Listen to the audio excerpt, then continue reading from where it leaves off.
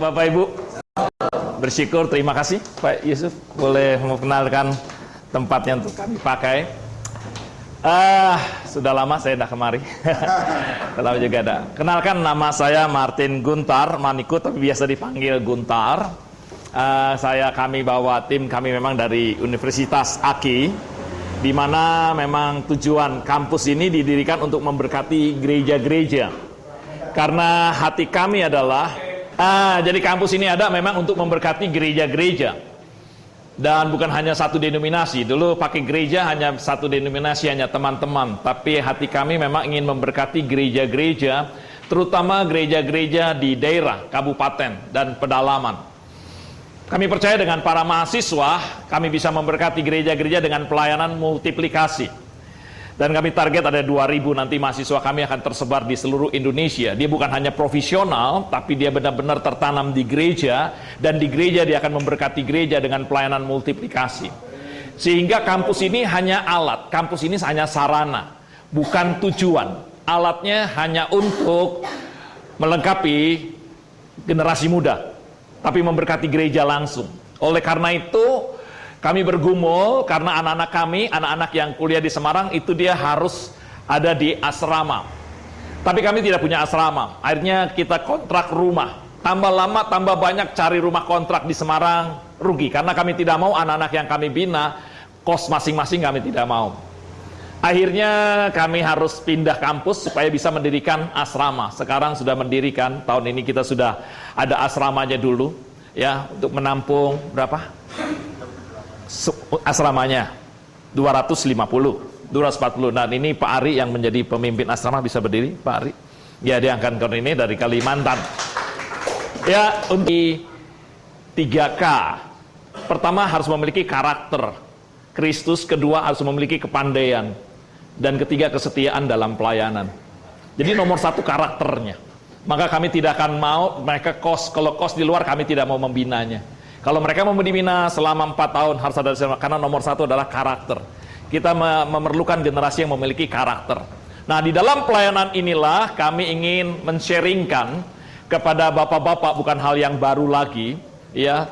Tetapi banyak orang tidak akan banyak mengerti. Makanya dalam hal ini kami datang, kami bersyukur ingin men-sharingkan pelayanan kami, bagaimana kita bisa memberkati gereja dengan apa. Dan bukan hanya Indonesia, di luar negeri pun sudah banyak yang minta anak-anak kami.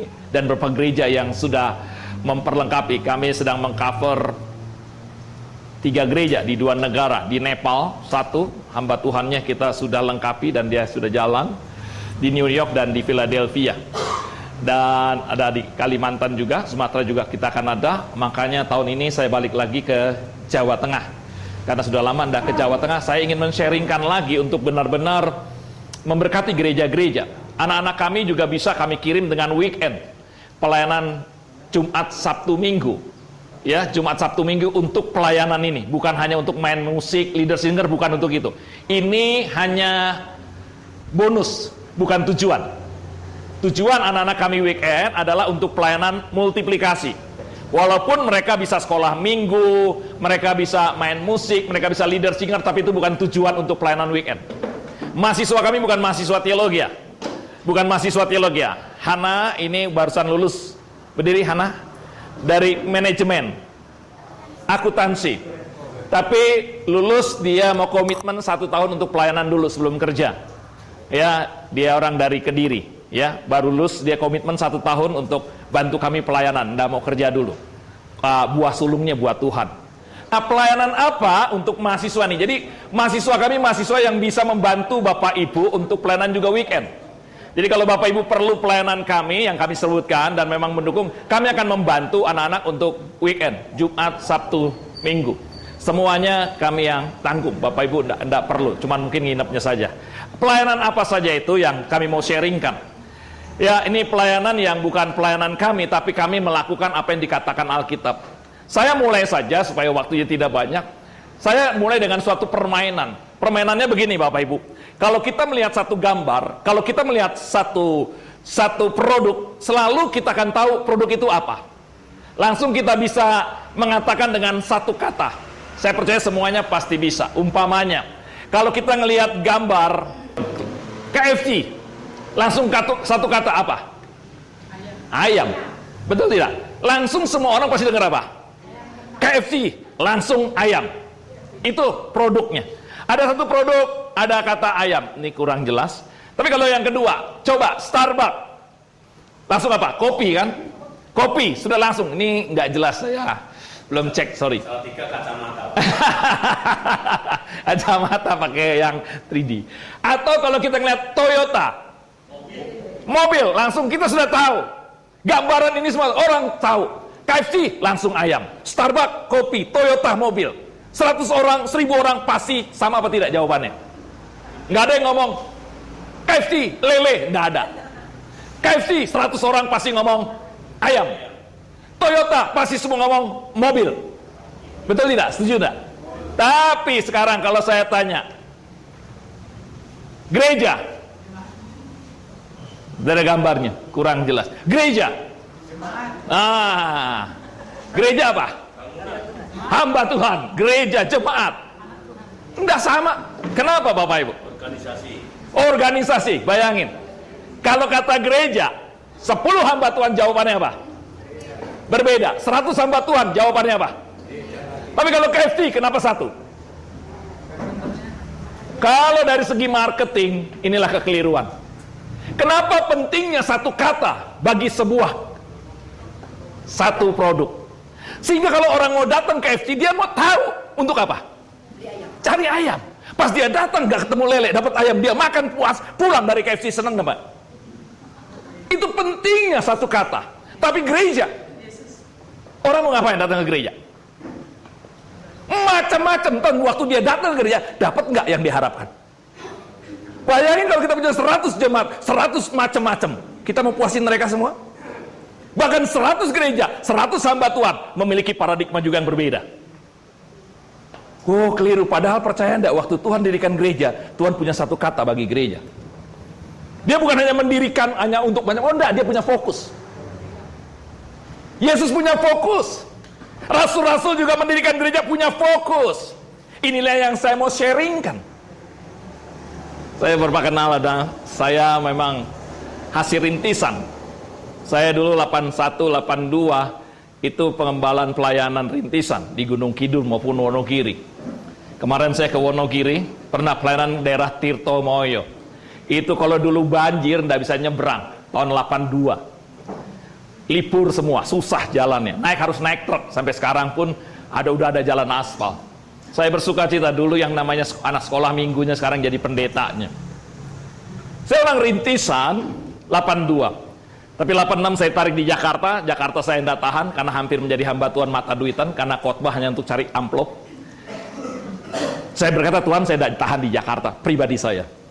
Saya pikir Irian, Kalimantan, Jawa Tengah. Tuhan suruh Jawa Tengah.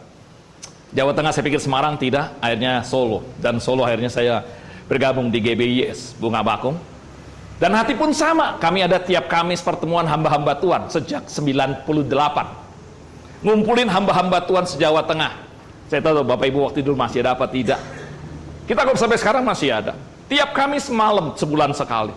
Karena hatinya hanya ingin memberkati apa? Gereja-gereja di daerah. Tetapi tidak puas.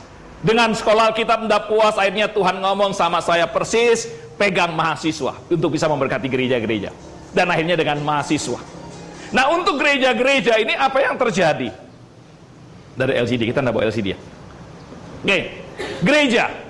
Kembali kepada gereja. Kami akhirnya bisa memberkati gereja. Apa kata gereja? Bapak Ibu mau tahu? Kalau gereja, Tuhan Yesus ngomong gereja adalah apa? Tidak ada yang lain. Gereja adalah amanat agung. Gereja adalah amanat agung. Saya akan kasih gambar begini Bapak Ibu. Udah saya pakai inilah kalau gitu. Bayangkan seandainya Tuhan Yesus setelah dia mengajar, mengadakan banyak mujizat, dia mati, langsung dia naik surga, tidak kasih amanat agung. Kira-kira rasul-rasul akan lakukan apa? Kira-kira rasul-rasul akan lakukan apa? Coba kita berpikir sejenak. Seandainya Yesus mati, terus langsung naik ke surga, dia tidak kasih amanat agung. 12 rasul lakukan apa? Macam-macam. Mungkin Petrus berkata, ya kita kerja sambil khotbah. Mungkin Matius berkata, ya kita kerja sambil makan-makan, kumpulin orang makan. Andreas berkata, oh tidak, kita harus pribadi lepas pribadi. Oh 11 rasul itu pasti ramai, bukan? Tapi puji Tuhan, sebelum Yesus naik, dia memberikan apa? Amanat agung. Sehingga waktu Yesus naik ke surga, semua rasul-rasul lakukan apa? Amanat agung. Dan kita harus percaya, gereja ada karena amanat agung. Kalau tidak ada amanat agung, ada gereja enggak? Ada enggak? Enggak ada. Karena setelah pencurahan Roh Kudus, mereka melakukan amanat agung. Jadilah gereja. Dan gereja ada untuk apa? Amanat agung. Gereja ada karena amanat agung, dan gereja ada untuk apa? Untuk amanat agung.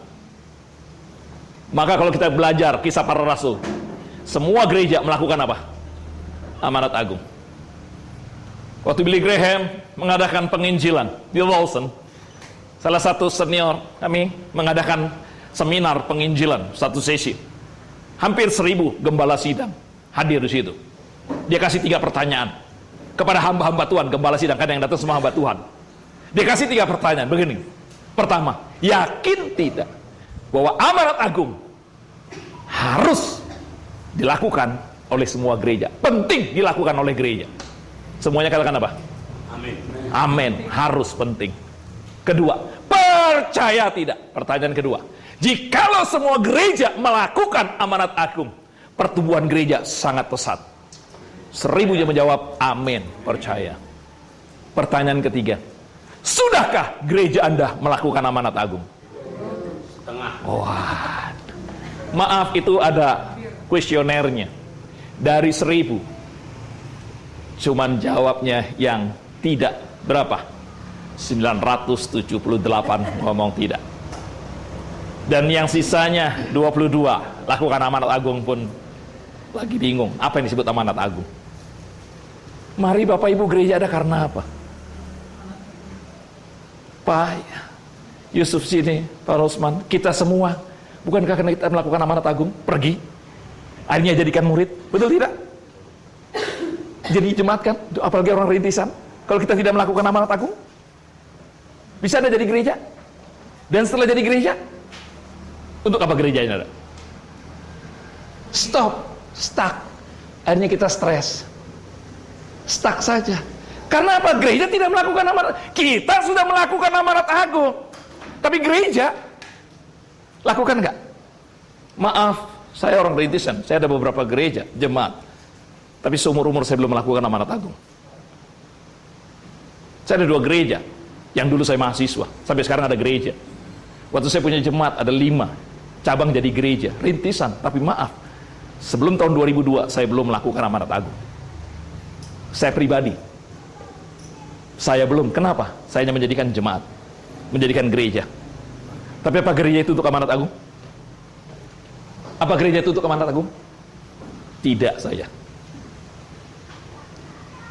di GBS Bunga Bakung cukup lumayan. Sebelum keluarga Allah ada, dulu kami cover persekutuan Pak Ubaja sama-sama GBS. Kita di Solo saja ada 3 gereja, 4 sama kami. Gampang mendirikan gereja. Maaf, saya zaman dulu dirikan gereja gampang, dan anugerah Tuhan. Sampai kami bisa mendirikan gereja di Pamekasan, Madura, 7 tahun, tidak boleh. Tapi kami keliling. Dan akhirnya diizinkan. Kita sekarang beli di tengah-tengah kotanya, di alun-alun. Sudah berdiri satu gereja, di Pamekasan. Saya orang rintis, saya ngerti. Tapi apakah gereja untuk amanat agung? Tidak. 2000 saya harus memilih kampus atau gereja. Saya tinggalkan semua pelayanan gereja di Semarang. Di Semarang saya belajar untuk apa? Ada amanat agung. Ini yang mau saya sharingkan. Karena beberapa gereja mau benar-benar melakukan. Gereja ada karena apa? Amanat agung. Dan gereja ada untuk amanat agung. Oleh karena itu amanat agung adalah perintah, bukan pilihan. Keharusan, bukan program. Esensi, bukan opsional. Sayangnya banyak gereja, amanat agung itu hanya program, kegiatan. Padahal di mata Tuhan, amanat agung itu adalah keharusan, bukan pilihan. Esensi, bukan opsional. Ini keharusan. Maksudnya apa? Begini contohnya. Kenapa yang disebut keharusan? Esensi, bukan opsional. Kita kemari, saya kemari. Tadi malam saya pilih, saya mau pakai celana apa, baju apa. Akhirnya jadilah, saya pakai celana ini, baju batik. Betul nggak? Pilihan nggak? Pilihan nggak? Semua pilihan kan? Akhirnya jadi gitu. Itu pilihan. Tapi yang namanya keharusan apa? Semua yang hadir di sini harus pakai celana, pakai baju. Setuju? Bayangin kalau di sini tidak pakai celana baju, apa yang terjadi? Diusir. Itu yang namanya amanat agung, itu keharusan. Tidak ada pilihan. Ini keharusan bagi gereja. Kalau gereja tidak ada amanat agung, untuk apa gereja ada? Setuju tidak Bapak Ibu? Gereja ada karena amanat agung. Dan gereja ada untuk apa? Amanat agung. Ini kita akan ada dahsyatnya luar biasa. Ini dahsyat, kita akan buktikan. Baik di kota, kabupaten, maupun di desa. Dulu saya mau mulai dengan desa, tapi Tuhan tidak bawa lagi. Terus pengalaman pelayanan saya, akhirnya malah Tuhan bawa ke gereja-gereja yang besar. Bukan di Indonesia dulu, yang semangat. Gereja di Amerika, New York, Philadelphia yang semangat. Di Nepal, semangat. Kami punya target, gereja besar, gereja ibu kota, gereja provinsi, gereja desa bisa melakukan amanat agung. Kita ingin buktikan. Dua daerah Wonokiri akan membuktikan itu. Di desa pun pasti bisa. Karena ini perintah Tuhan. Ini perintah Tuhan. Gereja ada karena amanat agung. Dan Bapak Ibu, yang namanya amanat agung apa? Sudah Pak, makasih Pak Istri. Yang namanya amanat agung apa? Ini kan amanat agung. Marilah kita baca sama-sama. 1, 2, 3. Dan ke-11 murid itu berangkat ke Galilea. Yesus mendekati mereka dan berkata, "Kepadaku telah diberikan segala kuasa di surga dan di bumi. Karena itu, pergilah, jadikanlah semua bangsa muridku, dan baptislah mereka dalam nama Bapa dan Anak dan Roh Kudus, dan ajarlah mereka melakukan segala sesuatu yang telah kuperintahkan kepadamu, dan ketahuilah, aku menyertai kamu senantiasa sampai kepada akhir zaman." Ini amanat agung. Dan kita semua percaya ini harus penting bagi gereja. Amin. Tanyaan kita, perintah amanat agung apa? Pergi. Dulu saya begitu. Makanya saya belum pernah melakukan amanat agung. Sering kali kita berpikir yang perintah amanat agung adalah pergi. Tapi maaf Bapak Ibu, dulu saya lakukan dan saya belum pernah melakukan hal ini. Karena perintah amanat agung bukan pergi. Pergi itu kata perintah yang sudah diubah kata sifat, kata yang menyertai kata perintah. Maaf, saya gunakan bahasa Yunaninya dulu. Penekanan kata perintah hanya satu di dalam Matius 28 ayat 16-20 adalah apa? Jadikan semua bangsa murid. Jadi yang namanya perintah amanat agung, jadikan semua bangsa murid. Prosesnya, kata sifat yang menyertai adalah pergi, baptis, ajar. Itu kata kerja yang diubah menjadi apa? Kata sifat. Tapi kata imperatif aktifnya hanya satu, jadikan semua bangsa murid. Itu perintah amanat agung. Prosesnya untuk jadikan semua bangsa murid apa? Pergi. Ini kata sifat yang menyertai kata kerja. Habis pergi apa? Baptis. Habis baptis, ajar. Nah dulu kita hanya pergi. Jadi kalau pergi belum tentu melakukan amanat agung. Karena perintah amanat agung adalah apa? Jadikan semua bangsa apa? Dulu maaf, saya hanya mengkristenkan. Saya hanya menjadikan orang jemaat. Tapi saya belum pernah menjadikan seorang murid. Karena perintah amanat agung jadikan apa? Dulu sayangnya saya hanya jadikan apa? Orang Kristen dan apa? Jemaat. Haleluya. Tapi jadi murid, maaf, saya harus jujur. Sebelum 2002 saya belum pernah punya murid. Punya jemaat ada. Orang yang dibaptis banyak sekarang. Tapi apa itu murid saya? Saya tidak pernah punya konsep jadikan murid. Konsep saya apa? Percaya, baptis, sudah, haleluya. Dulu tidak ke gereja, sekarang ke gereja. Bagus, itu bagus. Tapi kalau saya jadikan dia murid, lebih dahsyat nggak? Lebih dahsyat nggak? Bapak Ibu sudah, cuman kita tidak fokus. Jadi kalau saya hanya pergi saja, saya hanya 25% melakukan amanat agung. Kalau saya hanya pergi. Tapi kalau saya pergi, ada orang yang bertobat, percaya, dan pasti dibaptis kan? Baru 50% melakukan amanat agung. Kalau saya pergi, ada orang percaya. Bapak namanya siapa Pak? Pak Pilatus. Pak Pilatus. Saya pergi memberitakan Injil Pak Pilatus. Karena anugerah Tuhan, Pak Pilatus percaya dan bertobat di gereja. 50%. Tapi Pak Pilatus di gereja pun saya ajar. 75%. Amin. Tapi kalau saya pergi memberitakan Injil pada Pak Pilatus. Pak Pilatus. Pergi memberitakan Injil. Bertobat di gereja, diajar. Dan Pak Pilatus pergi lagi kepada Pak Rusman. Berapa persen saya Agung? 100%. Pernah kalau saya hanya pergi 25. Kalau saya pergi dan akhirnya dia percaya di gereja 50%. Nah kalau sudah di gereja diajar 75%. Tapi diajar untuk apa? Pergi. Berapa persen? 100. Dulu saya enggak begitu. Dulu enggak begitu. Saya hanya apa? Pergi. Sudah dibaptis, puji Tuhan enggak? Bukan diajarin, tapi diapain? Dikotbahkan. Hari Minggu khotbah, persekutuan khotbah, doa khotbah, pernah diajar? Maaf, kita tidak pernah mengajar jemaat. Kita hanya ngapain? Padahal perintah Tuhan harus diapain? Ajar apa dikhotbahkan? Persekutuan wanita isinya apa? Konsel, doa, hari Minggu, khotbah semua. Tidak akan ada pengajaran. Dan diajar untuk apa? Pergi lagi. Bayangkan kalau itu terjadi. Apa yang kegerakan? Itulah amanat agung. Itulah gereja mula-mula. Amin. Saya mau sharingkan ini. Yuk kita buktikan benar nggak amanat agung bisa diterapkan di gereja. Bukan hanya sebagai simbol, bukan hanya keinginan, tapi kita buktikan. Ini kita harus ngalamin sendiri. Maaf dulu saya tidak pernah jadikan murid. Hanya apa? Kristen. Jemaat, puji Tuhan. Kalau dihitung, maaf saja. Dari orang yang saya gembalakan, banyakan yang setianya atau hilangnya? Saya harus jujur, banyakan hilangnya. Memang ada yang datang yang baru, tapi yang lama kemana? Lihat waktu saya nanti masuk surga, apa yang harus saya pertanggungjawabkan? Hati-hati Bapak Ibu. Apa yang kita harus pertanggungjawabkan di hadapan Bapak di surga? Bukan berapa gereja besarmu. Harta yang di surga hanya ada dua, Bapak di surga dan jiwa-jiwa. Maaf saja, jujur, saya kalau pengembalaan banyak, tapi kalau dihitung banyakkan hilangnya atau setianya, banyakkan hilangnya. Betul, Pak.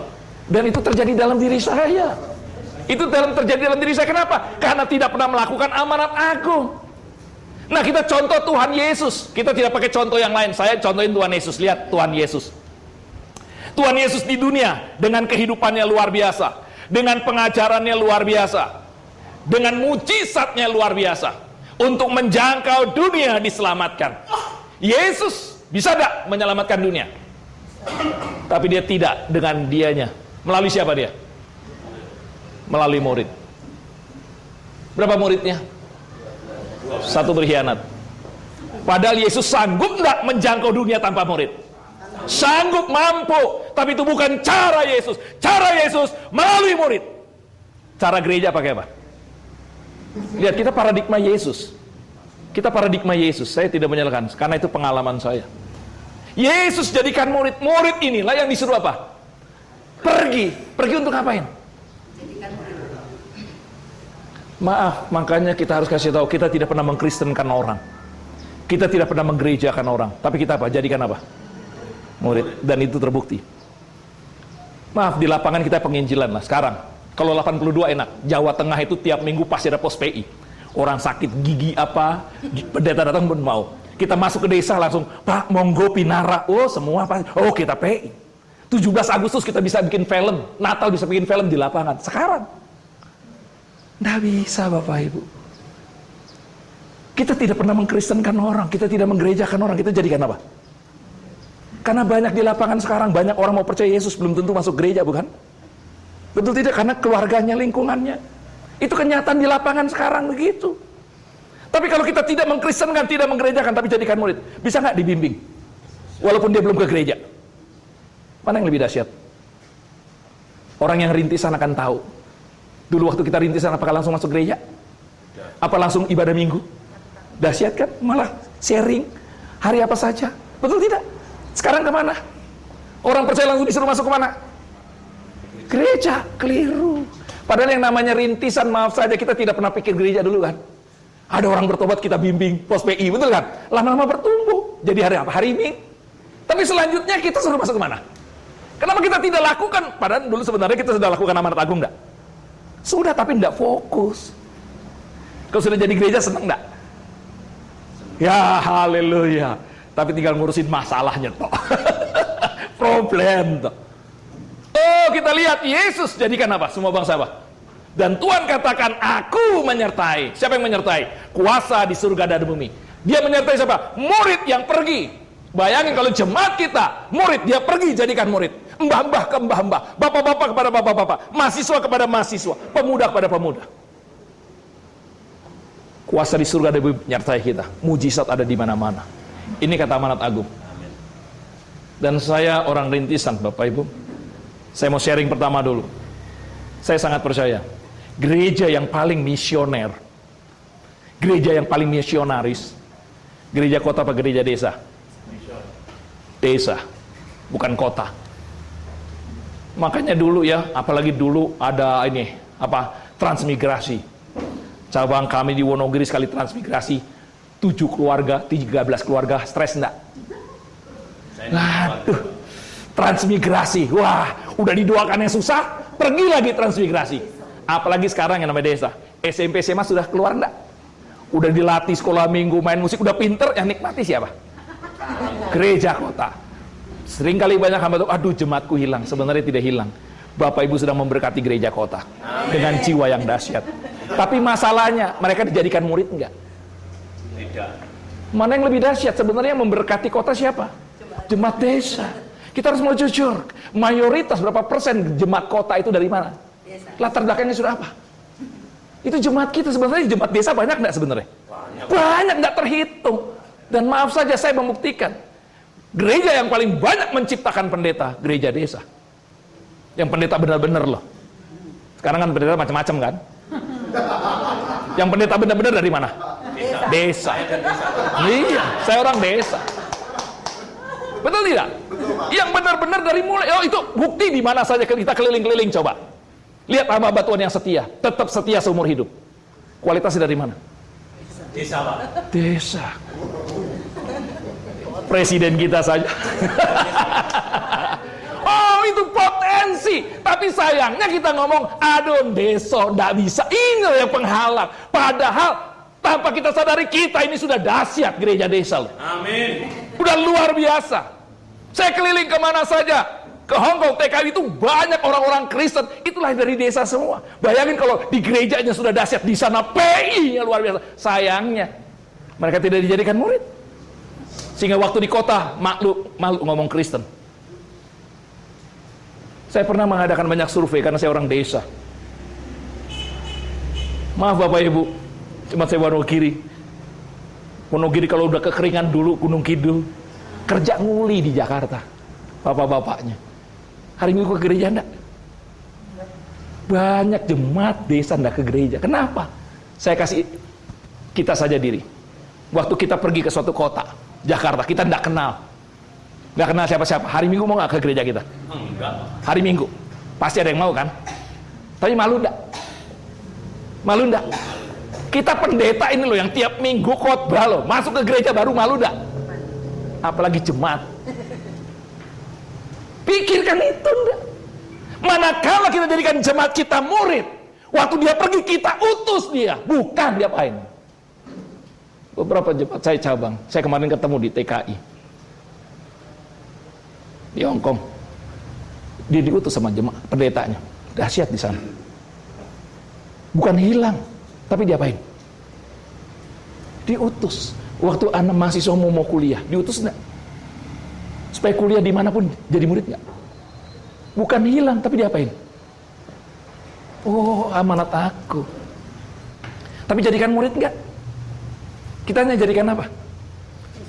Kristen dan jemaat. Makanya gereja sekarang ini dulu saya, pengalaman saya. Maaf, ini saya ngomong saya tidak melihat orang lain, saya melihat saya. Saya dulu begini nih, gereja. Dengan khotbah dan pengajaran. Menghasilkan apa? Orang Kristen dan orang apa? Percaya. Orang Kristen dan orang percaya disuruh apa? Aktif. Aktif di mana? Di gereja. Sehingga gereja menjadi tempat apa? Tempat ibadah, tempat pelayanan, tempat komsel. Betul.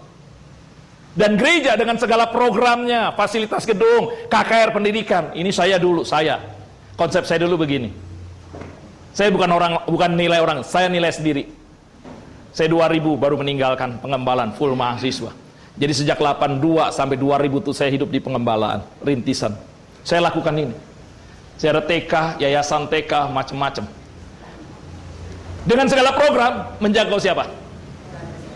Menjangkau siapa? Dunia. Diharapkan dunia masuk kemana?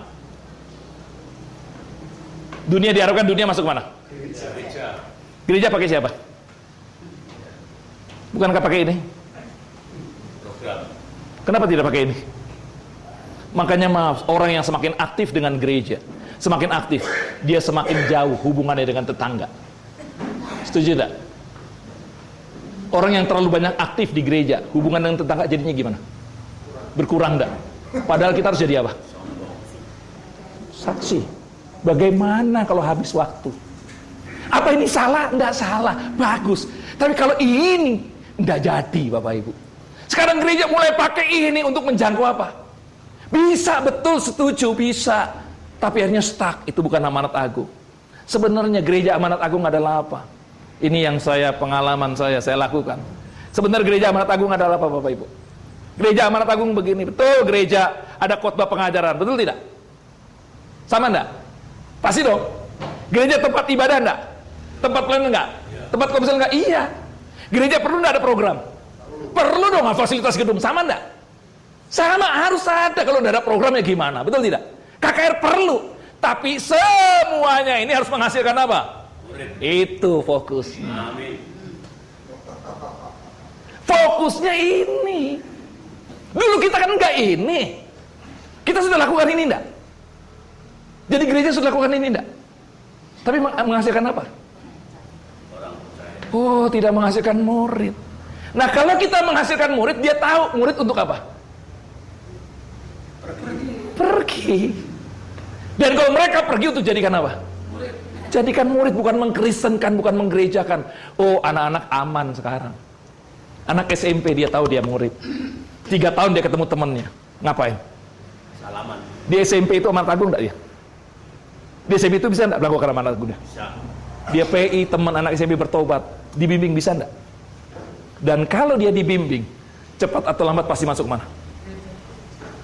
Aku menyertai. Siapa yang menyertai? Tuhan menyertai enggak? Jemaat disertai mujizat enggak? Amin. Pasti ada mujizat enggak? Di mana? Bukan di gereja lagi. Mujizat ada di mana-mana. Dan kalau ini mujizat, jadi masuk mana? Saya ada seorang, dulu kita tidak fokus. Dulu saya tidak fokus, maaf saja. Lakukan tapi tidak fokus. Banyak pengalaman. Ada seorang guru SMA, kita muridkan satu daerah. Dia terima Yesus, kita muridkan, dia bimbing. Dan akhirnya di sekolah SMA negeri 1 di kecamatan, dia kenal dengan kepala sekolahnya di Tayu. Kenal kepala sekolahnya. Akhirnya karena dia kenal sahabat, lama-lama dia bisa PI tak? Dia bisa PI, memberitakan Injil. Karena murid ini sudah dilengkapi PI. Dia bisa PI kepada siapa? Kepala sekolahnya. Dan dia heran, kepala sekolahnya mau terima Yesus untuk hidup kekal. Tapi dia sudah dilengkapi. Bayangin, kepala sekolah SMA negeri 1 di kecamatan mau terima Yesus. Bayangin kalau langsung dimasukkan ke gereja, bubar nggak? Apa yang terjadi? Kemuliaan Tuhan atau kehancuran? Kira-kira bagaimana? Jabatannya habis nggak? Dicopot nggak? Di lingkungannya diapain? Usir. Ini kepala sekolah loh, kecamatan loh. Tapi dia tahu dia tidak pernah mengkristenkan. Dia bimbing tiap hari apa? Baca apanya? Alkitabnya. Bisa nggak dibimbing? Udah harus ke gereja bisa enggak? Kenapa di belakangnya kita berpikir 3-4 bulan nggak tahan. Dia di Tayu, kebaktiannya di Pati tiap sore, Minggu sore. Enggak ke gereja dia tapi ke Pati. Dahsyat nggak? Sudah melakukan amanat agung enggak? Sudah enggak? Bayangin kalau semua terjadi kayak begitu. Maaf saja Bapak Ibu, di lapangan sekarang beda dengan tahun 80. Banyak orang mau menjadi Kristen tapi belum tentu masuk mana? Gereja. Betul? Bisa nggak dibimbing? Bayangin kalau ibu-ibu memenangkan ibu-ibu, bisa nggak membimbingnya? Seperti kita dulu rintisan. Cepat atau lambat pasti gimana? Gereja. Tapi sekarang yang namanya penginjilan, PI supaya orang masuk apa? Jadi apa? Masuk kemana? Gereja. Oh, keliru. Maka EE dulu keliru. Orang pikir dulu EE itu penginjilan. Maka maaf, EE bukan penginjilan. EE sebenarnya melengkapi kita untuk amanat agung. Tapi saya tidak tahu kota-kotanya EE adalah penginjilan. Oh, maaf, kalau EE penginjilan lebih baik jangan ikut EE. Tidak akan ada hasilnya. Karena itu bukan ini amanat agung. Ini yang namanya baru apa? Kegerakan. Bayangin kalau gereja kita gini semua. Anak SMP bisa nggak pergi jadikan murid di SMP? Bisa. Anak SMA bisa nggak? Bisa. Oh, kira-kira kalau kita dulu fokus begitu, kita sudah lakukan amanat agung nggak? Tanpa disadari sebenarnya kita sudah ngirim nggak? Sudah, cuman tidak fokus. Coba sekarang fokus. Tambah dahsyat nggak? Makanya sekarang harus diapain jemaat kita? Jadikan apa? Jadikan murid. Udah, jangan pernah punya konsep Kristen jemaat, karena itu bukan perintah Tuhan. Perintah Tuhan jelas jadikan apa? Saya dulu nggak pernah lakukan itu. Sampai 2002 saya tidak lakukan itu. Yang saya lakukan, saya PI, iya pergi. Beritakan Injil, iya. Mujizat, iya. Tapi jadikan apa? Kristen.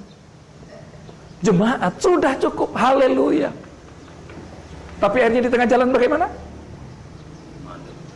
Tengah jalan bagaimana? Stuck. Bapak Ibu lihat kisah para rasul pasal 8. Waktu Saulus menganiaya jemaat, rasul-rasul tidak mengungsi. Tapi siapa yang mengungsi? Jemaat, karena dianiaya masuk rumah. Tapi perhatikan, jemaat mengungsi. Pasal 8 ayat 4. Jemaat mengungsi karena penganiayaan Saulus. Mengungsi sambil ngapain? Memberitakan Injil. Bayangin, siapa yang memberitakan Injil itu? Jemaat yang disebut murid. Bapak Ibu tahu kata Kristen, pertama kali kata Kristen di Alkitab di mana? Antioquia, kisah para rasul pasal 11. Itu 14 tahun setelah pencurahan Roh Kudus. Sebelum itu tidak ada istilah Kristen, semuanya apa? Murid. Jadi waktu rasul-rasul pencurahan Roh Kudus langsung dijadikan apa? Murid. Maka mereka langsung diajar. Nggak ada istilah Kristen. Istilah Kristen itu di Antioquia. Orang dunia nyebut kumpulan itu Kristen. Kisah para rasul 11 ayat 9. Itu 14 tahun setelah pencurahan Roh Kudus. Tuhan tidak pernah memerintahkan jadikan Kristen, apalagi menggerejakan orang. Tuhan perintahkan apa? Jadikan apa? Murid. Kata Kristen cuma 36. Tapi kata murid 316 kali kata murid dalam seluruh perjanjian baru. Tapi sekarang apa? Maka maaf, sekarang saya tidak punya jemaat. Saya punya murid. Saya tidak punya jemaat. Ini murid-murid sebuah anak-anak saya semua. Bukan jemaat, tapi apa? Oh, beda, dahsyat. Gereja berubah enggak? Enggak berubah. Yang berubah cuma apanya? Mindset kita, amin. Gereja enggak berubah, tetap enggak persekutuan. Ibadah minggu tetap enggak? Tetap enggak berubah. Yang berubah apanya dulu? Mindset kita ini rubah, pola pikir kita rubah. Murid. Dulu saya enggak, stres. Banyakan hilangnya. Maaf saja, banyakan hilangnya. Dulu kalau rintisan iya, jiwa baru kita PI, bertobat baptis. Tapi lama-kelamaan yang kita baptis siapa? Latar belakangnya siapa? Saya itu orang PI, orang rintisan. Sehingga sudah waktu di Bunga Bakung saya ngelihat berapa orang dibaptis, latar belakangnya apa?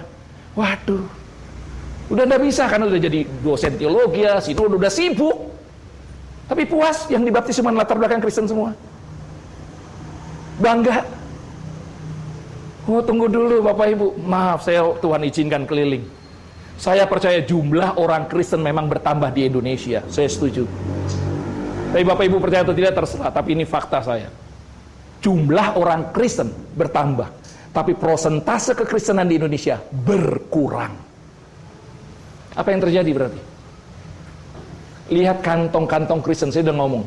Irian, 80 itu 98%, sekarang 60%. Udah banyak daerah-daerah yang muslim semua.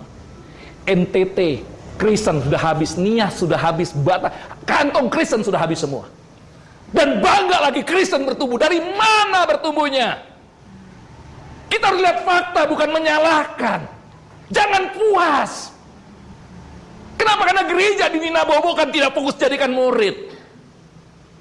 Maaf saja, saya banyak kenal, bukan hanya tahu, kenal pendeta-pendeta yang gerejanya besar. Saya tahu semua kalau kita mau jujur. Saya tidak menyalahkan sekali lagi. Tapi ini fakta yang harus membuka mata kita, merubah mindset. Yang mereka baptis berapa persen? Yang non. Jujur sajalah. Dia ngomong gereja besar, saya setuju jemaatnya banyak. Tapi latar belakang dari mana semua? Nah itu, apakah itu indikator Yesus Indonesia bertumbuh? Apakah itu menjadi indikator kalau Semarang, Jakarta, Surabaya gerejanya besar, berarti Indonesia dilawan? Maaf, namanya Indonesia dari Sabang sampai Merauke, timur sampai Sangirta Laut, kekristenan berkurang. Apa itu puas bagi gereja? Oh, kita harus menangis. Siapa yang mau berdiri bagi Indonesia sekarang? Kita buktikan di desa bisa enggak? Pasti bisa. Kalau kita semua melakukan apa?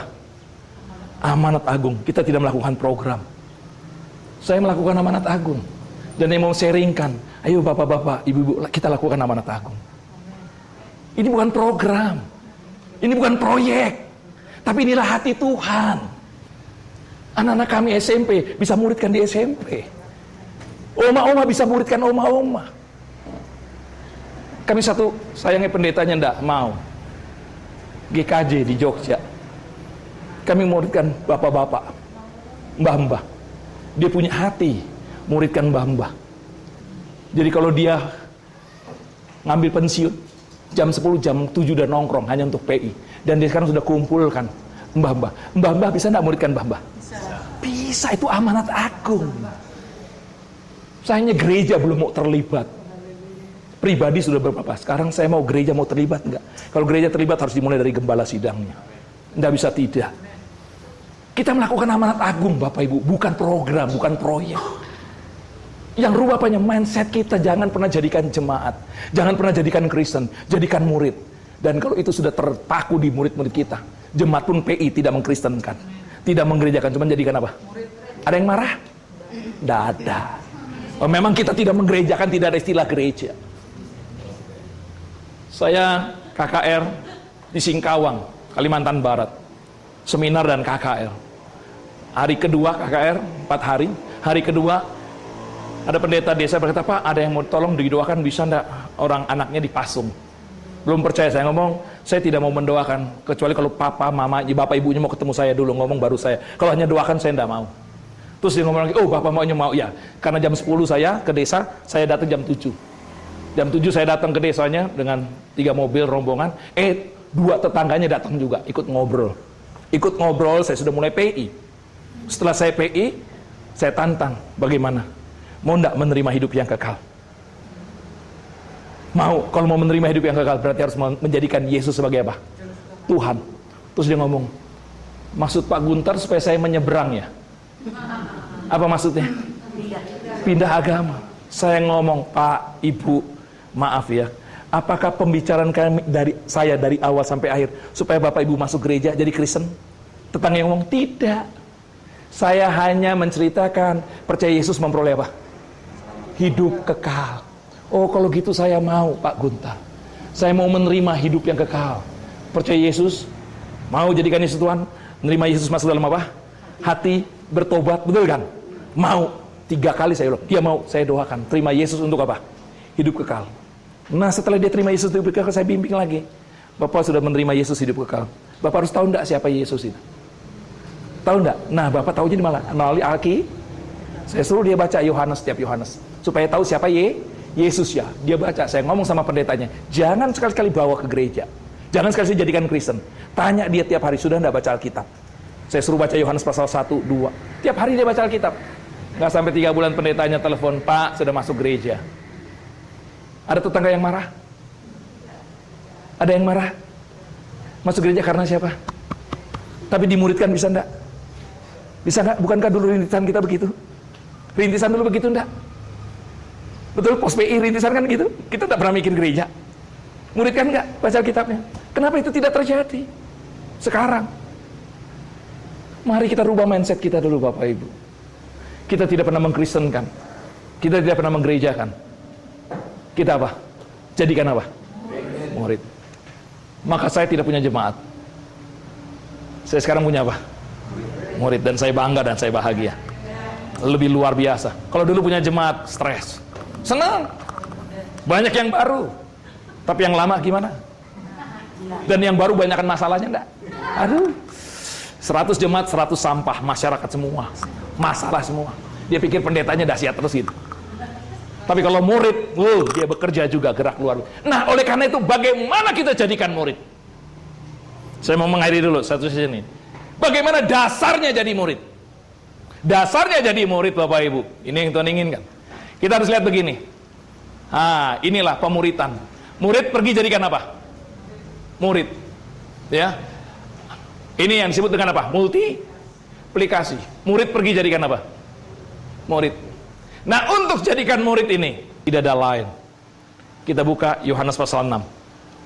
Di situ disebutkan Yohanes pasal 6 ayat 2. Saya kok hilang makalahnya. Yohanes pasal 6 ayat 2. Oke. Nah, ayat 1 sampai 71. Ayat 1 dan ayat 2 bunyi, sesudah itu Yesus berangkat ke seberang danau Galilea, yaitu danau Tiberias. Orang banyak berbondong-bondong mengikut siapa? Berapa orang? Berbondong-bondong itu berapa orang? Banyak. Ayat 8, 5.000 laki-laki. Kalau dengan perempuan lebih daripada 10.000. Bayangin, berbondong-bondong itu lebih daripada 10.000 orang ngikut Yesus. Antusias enggak? Semangat enggak? Luar biasa. Yohanes pasal 6 ayat 1-2 dimulai dengan euforia, semangat yang luar biasa. Orang banyak berbondong-bondong mengikut Yesus. Tapi Yohanes pasal 6 ayat 66 ditutup dengan apa? Mari kita baca bersama-sama. 1, 2, 3. Mulai dari waktu itu banyak murid-muridnya mengundurkan diri dan tidak lagi mengikuti dia. Bayangkan. Dimulai dengan semangat ini Yesus langsung loh. Ketemu Yesus langsung. Dan ditutup dengan apa? Banyak dari murid-muridnya mengundurkan apa? Dan apa? Kenapa itu masih terjadi lagi sekarang? Yang namanya mengundurkan diri kalau zaman sekarang apa? Tetap Kristen tapi mantan. Dulu pelayanan, sekarang hehehe. Dulu gereja, sekarang hehehe. Tetap Kristen, tetap percaya Yesus. Tapi apa? Mengundurkan apa? Banyak enggak?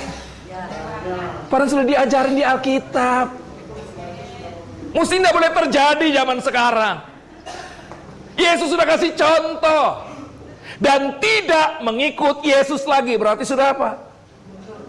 Saya pernah punya murid saya waktu dia di Sumatera, Brastagi kita. Seberangnya dekat Aceh.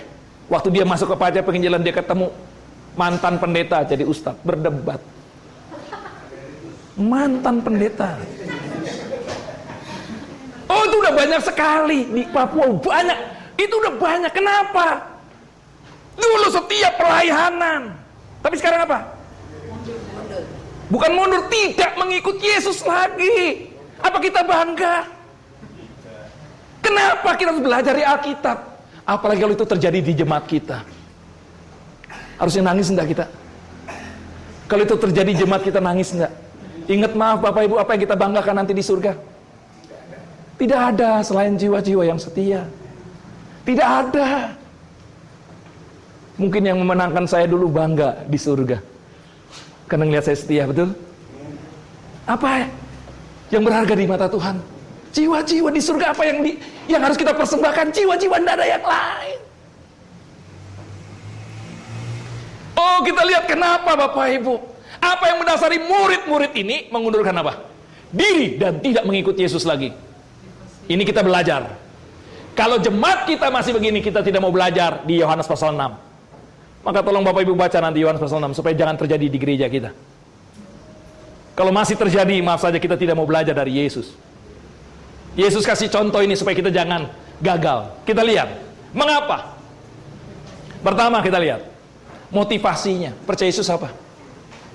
Apa yang menjadikan dia Yesus sebagai apa? Tuhan. Apa yang menjadikan dia Yesus sebagai Tuhan? Pertama apa? Yohanes pasal 6 ayat 2, jelas. Kita baca sama-sama. 1, 2, 3. Karena mereka melihat mujizat-mujizat penyembuhan yang diadakannya terhadap orang-orang sakit. Karena apa? Saya ngomong begini, mujizat harus. Mujizat sampai sayang terjadi. Tapi maaf, mujizat tidak pernah menjadikan Yesus sebagai Tuhan. Kalau orang menjadikan Yesus Tuhan karena mujizat, kekeliruan luar biasa. Mujizat itu hanya sarana untuk kita bisa PI. Mujizat itu hanya alat. Bukan menjadikan dia, percaya siapa? Perhatikan, kita ada mujizat. Tuhan ngomong, amanat agung, aku kuasa di surga menyertai enggak? Ada mujizat enggak? Ada. Tapi itu bukan membuat orang percaya siapa? Tapi menjadi sarana, alat. Kalau seorang murid akan ada kuasa menyertai. Contoh, ada orang sakit, umpama ibu sakit. Saya murid kenal baik. Pasti kalau waktu saya berkunjung, Bu mau nggak didoakan? Pasti gimana? Nggak ada yang marah. Saya murid Yesus kan. Pas dia mau didoakan, saya tanya dulu, Tuhan ini didoakan atau di PI dulu? Tapi kalau mau didoakan, saya tanya, Tuhan langsung doakan dulu atau saya PI dulu? Kalau Tuhan suruh saya PI, sekali lagi ini murid yang sudah dilengkapi. Amin. Kita tanya kalau Tuhan suruh PI, Bu, saya berdoanya dalam nama Yesus. Tapi sebelum saya doa dalam Yesus, boleh tidak saya ceritakan kenapa Yesus bisa menyembuhkan? Kira-kira mau tidak dia? Diapain? PI. Kita PI untuk hidup kekal. Kalau kita sudah PI, tumpangi tangan, ada mujizat nggak? Percaya enggak? Jadi mujizat ini hanya untuk apa?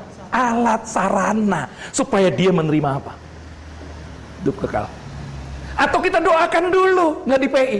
Kalau dia udah sembuh, kita kunjungin lagi gimana? Karena doa orang Kristen dengan orang lain beda enggak? Beda, dia pasti ada rasa anyam. Kita terus, kalau dia sudah disembuhkan, kita ngomong Yesus bukan hanya bisa menyembuhkan, tapi lebih daripada itu, dia memberikan apa? Hidup kekal. Saya percaya mujizat terjadi, tapi sekali lagi, mujizat bukan untuk menjadikan Yesus sebagai Tuhan. Kalau mujizat menjadikan dia Yesus Tuhan, kekeliruan yang luar biasa, pasti kecewa. Sekarang disembuhkan, besok kalau sakit gak disembuhkan, kecewa enggak? Itu loh, maaf, banyak orang kecewa kayak gitu. Dia pikir sekarang disembuhkan, haleluya, kalau besok sakit disembuhkan, padahal waktu sakit tambah parah lagi sakitnya. Dan itu banyak terjadi dulu di jemaat desa saya. Maaf saja, mujizat pasti terjadi, amin. Saya percaya pelayanan saya ada mujizat, saya percaya itu. Tapi itu menjadi sarana alat. Tapi sekarang orang ini ngikut Yesus karena apa? Sekarang kita lihat mujizat menjadi sarana alat untuk apa? Orang masuk gereja, keliru enggak? Makanya sekarang kalau kita jadi murid, mujizat tidak ada di gereja. Mujizat ada di mana? Di mana-mana. Karena waktu murid kita disertai dengan apa? Kuasa. Mana yang lebih dahsyat? Kedua, motivasi mereka apa? Ayat 15 dulu, 1, 2, 3. Karena Yesus tahu bahwa mereka hendak datang dan hendak membawa dia dengan paksa untuk menjadikan dia raja, ia menyingkir pula ke gunung seorang diri. Untuk memenuhi apa? Keinginan. Dulu kita memilih presiden, pasti kita memilih presiden sesuai dengan keinginan siapa?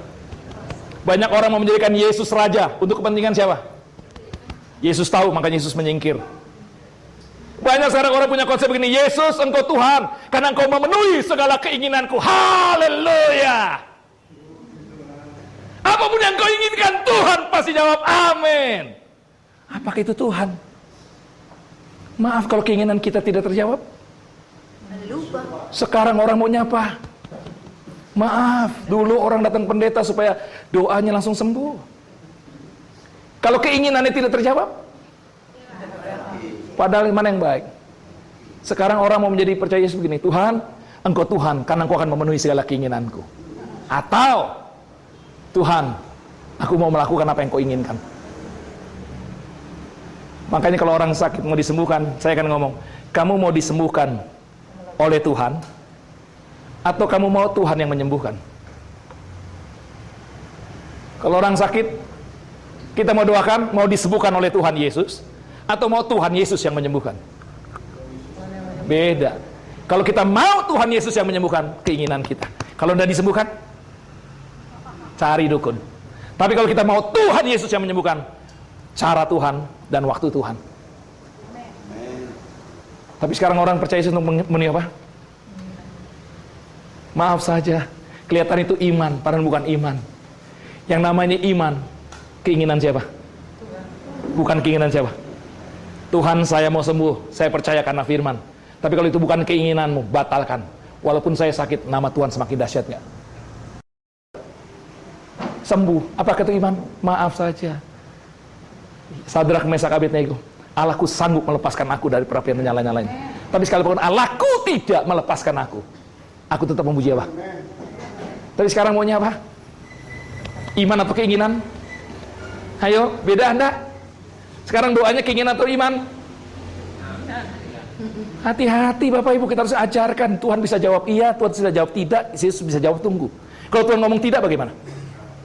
Dia pasti ada kuasa, ada kemampuan. Amin. Ada mujizat, betul tidak? Tapi sekarang namanya iman harus apa? Sesuai dengan keinginan saya. Haleluya. Hati-hati, hati-hati, hati-hati. Yesus pasti tidak membuat kita susah, enggak? Sampai sekarang di kemo. Tapi kalau Bapak Ibu nggak pernah sakit, gemuk, nggak pernah sakit, tenang saja. Dahsyat nggak mujizat Tuhan itu? 23 kali kemo. Udah hampir 500 miliar. Padahal nggak punya apa-apa. Tuhan bisa dahsyat nggak itu? Susah nggak dia? Oh, anak-anaknya kuliah semua, dia sendiri heran. Karena dia tahu Tuhan ini proses. Amin. Kalau Tuhan mau menyembuhkan gampang. Tapi kalau dia tidak menyembuhkan, dia punya rencana enggak? Relakan enggak cara Tuhan dan waktu Tuhan? Kita mau disembuhkan oleh Tuhan Yesus? Atau kita mau Tuhan Yesus yang menyembuhkan? Yang benar. Kalau kita percaya Tuhan Yesus menyembuhkan, pakai cara siapa? Dan waktunya? Oh, kita milik dia kok. Iblis kecewa enggak? Kecewa, dia bikin sakit supaya susah, ya malah sakit tambah dahsyat loh. Yang kecewa siapa? Iblis yang kecewa. Sakitnya enggak sembuh. Amin. Tapi berkatnya tambah dahsyat enggak? Kuasa Tuhan tambah dahsyat enggak? Yang kecewa siapa? Iblis. Kita mau yang mana? Makanya lihat, Yesus menyingkir enggak? Yesus menyingkir enggak? Padahal mau menjadikan Yesus apa? Raja. Tapi Yesus menyingkir. Sekarang mau menjadikan Yesus raja, maksudnya apa motivasinya? Banyak orang mau menjadikan Yesus Tuhan, motivasinya apa? Supaya Yesus memenuhi keinginanku. Wah, pembantu dia. Ketiga, motivasinya apa? Makanan. Yesus kasih makan 5.000 dengan 5 roti 2 ikan. Bagus nggak? Bagus. Tapi motivasi orang itu cari apa? Gereja kasih makan bagus nggak? Bagus. Tapi orang datang karena makanan, keliru nggak? Apalagi kalau gerejanya kasih makanan supaya orang masuk gereja, lebih keliru nggak? Lebih keliru nggak? Lebih celaka nggak? Celaka itu loh. Beri beasiswa supaya masuk gereja, celaka nggak? Celaka. Hati-hati. Kita hanya mengasihkan orang gereja, tapi akan hilang, kecewa, rugi. Bukan berarti kasih makan, kasih beasiswa salah, tidak. Itu memang kasih kita kepada dunia, aneh. Itu terang. Dia mau ke gereja enggak? Bukan karena itu. Gereja harus benar-benar motivasinya murni. Yesus sudah kasih pelajaran bagi kita. Lihat Yesus memberi makan. Orang datang hanya cari apa? Makan. Maaf, gereja kasih makan nggak salah. Amin. Tidak salah. Betul tidak? Kita harus. Tapi sekali lagi itu bukan motivasi kita supaya orang masuk mana? Bukan. Gereja kasih beasiswa harus. Amin. Tapi itu karena kasih kita kepada dunia, bukan dengan motivasi yang lain.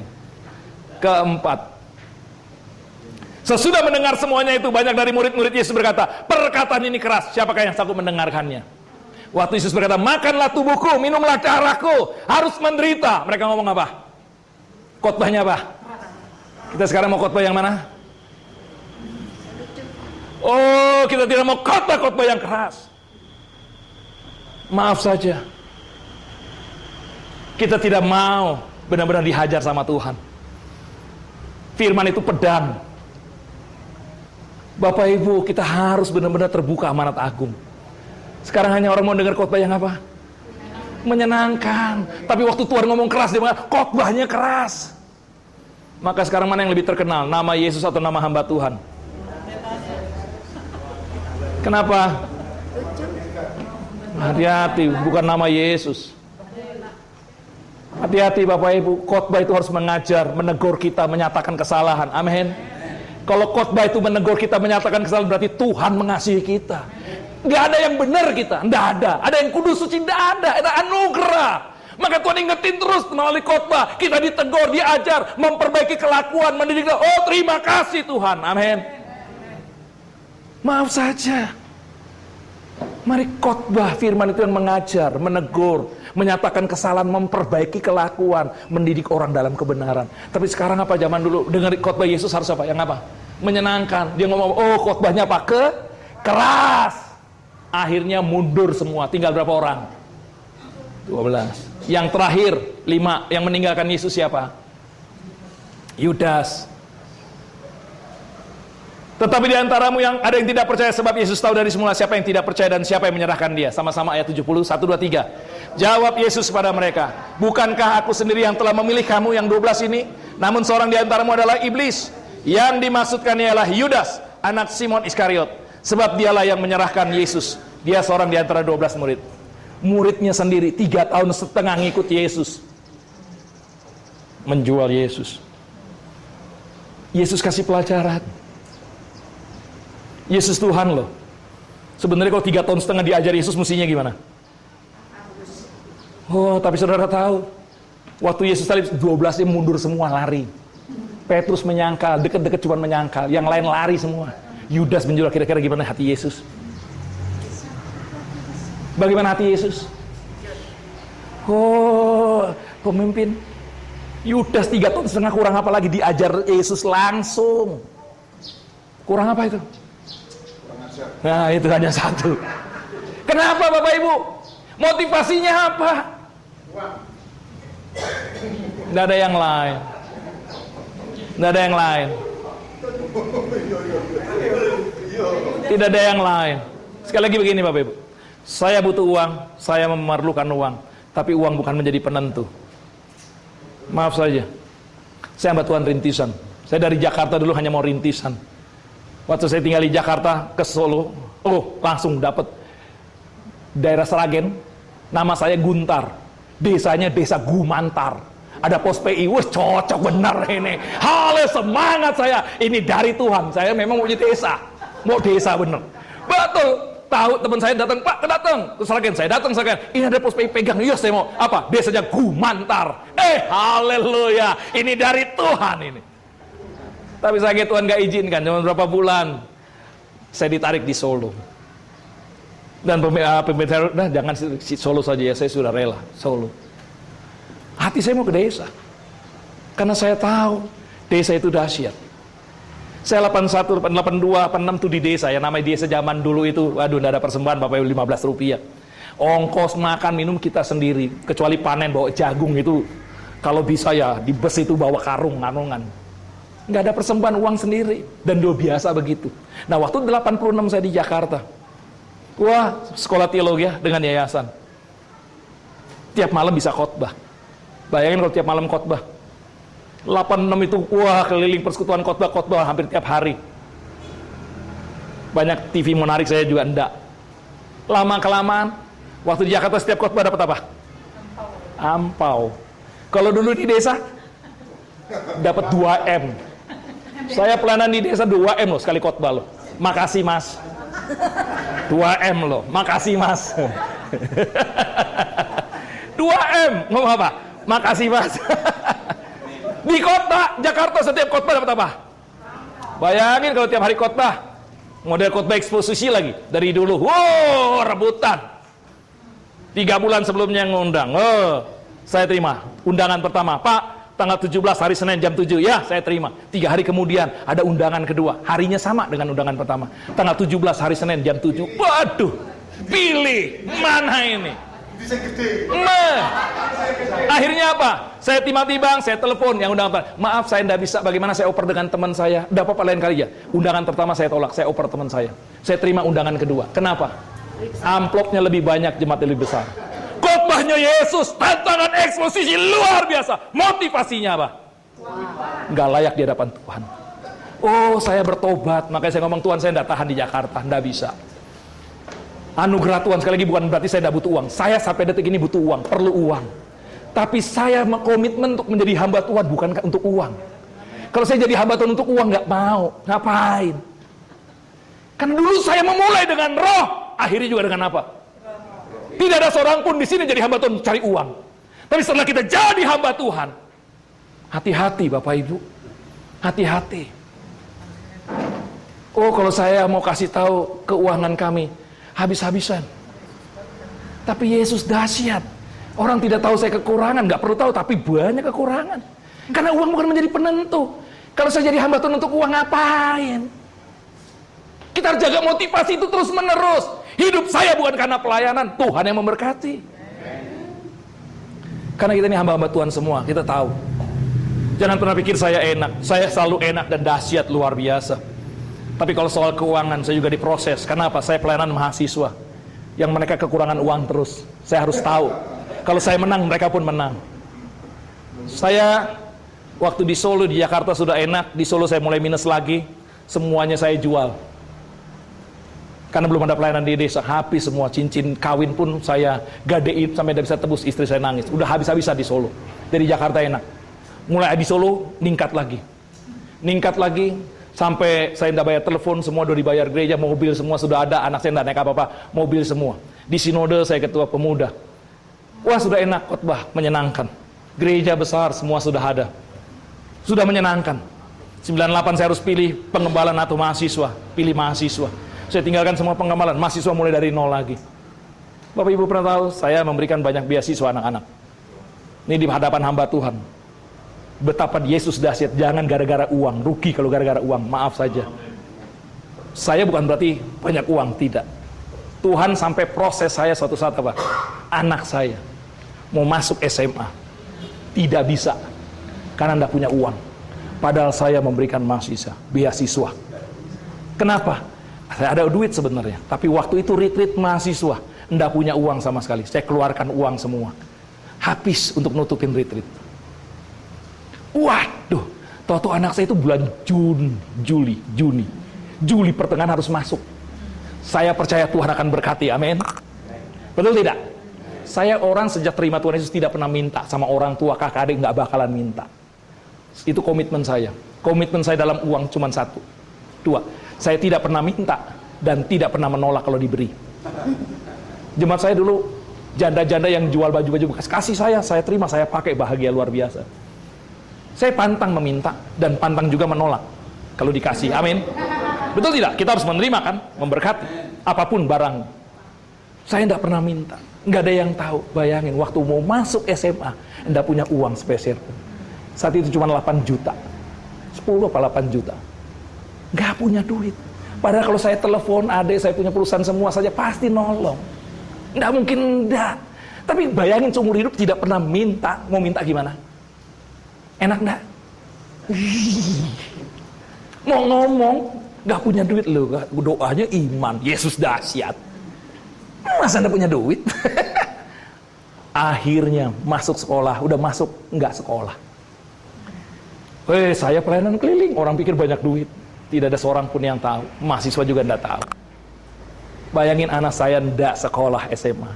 Juli tidak sekolah. Agustus tidak sekolah. Puji Tuhan saya punya anak dahsyat. Tidak ngomong, kalau dia ngomong, Pak kok saya tidak sekolah. Hancur nggak hatinya? Hancur nggak? Saya berkata Tuhan pasti tolong. Tenang, Tuhan punya maksud. Apa maksud Tuhan? Saya berdoa, tanya Tuhan. September tidak sekolah. Di rumah terus. Ayo. Tutup khotbah. Ini baru 3 tahun yang lalu. Kalau sampai begitu bagaimana? Bayangin, saya sekolahkan banyak, tapi anak sendiri tidak bisa sekolah, rasanya kayak gimana? Lebih baik saya tidak sekolah, betul tidak? Ini kan esensi tidak sekolah, kebutuhan nggak? Nggak masuk. Akhirnya saya tanya Tuhan, Tuhan apa maksudmu? Saya percaya Tuhan punya maksud rencana yang luar biasa. Tuhan ngomong, masukin ke homeschooling, Kak Seto, supaya dia banyak waktu untuk persiapan pelayanan. Saya masukin homeschooling. Homeschooling tanya bayarnya harus berapa? 34 juta. Tambah banyak. Harus bayar berapa? 34 juta. Sampai selesai. Waduh, 8 juta aja ndak bisa, nih mau 34 juta. Tuhan suruh masuk. Agustus, Oktober saya tunggu-tunggu ada itu udah. Masukin saja kata pimpinan. Masukin saja. Pimpinan suruh masukin. Oktober nggak ditagih. Wah, tenang. November nggak ditagih. Tenang nggak? Desember nggak ditagih. Saya udah masukin anak sekolah, homeschooling. Itu Oktober akhir. Januari akhir baru Tuhan buka kan. Berkat melimpah. Orang kirim hampir 250. Susah apa tidak? Susah enggak? Tuhan dahsyat enggak? Kalau soal uang, jangan takut. Kalau Bapak hanya uang, nggak bakal nikah kan kita? Betul kan? Kalau tunggu uang mau menikah enggak? Bisa nikah enggak Bapak Ibu? Dulu kita kalau tunggu uang bisa menikah enggak? Nggak ada duit kan? Kalau tunggu ada duit dulu bisa menikah? Bisa juga. Tapi banyak kan hamba Tuhan gimana? Mau menikah kumpulin uang dulu. Bangun gereja ada uang dulu baru bangun gereja.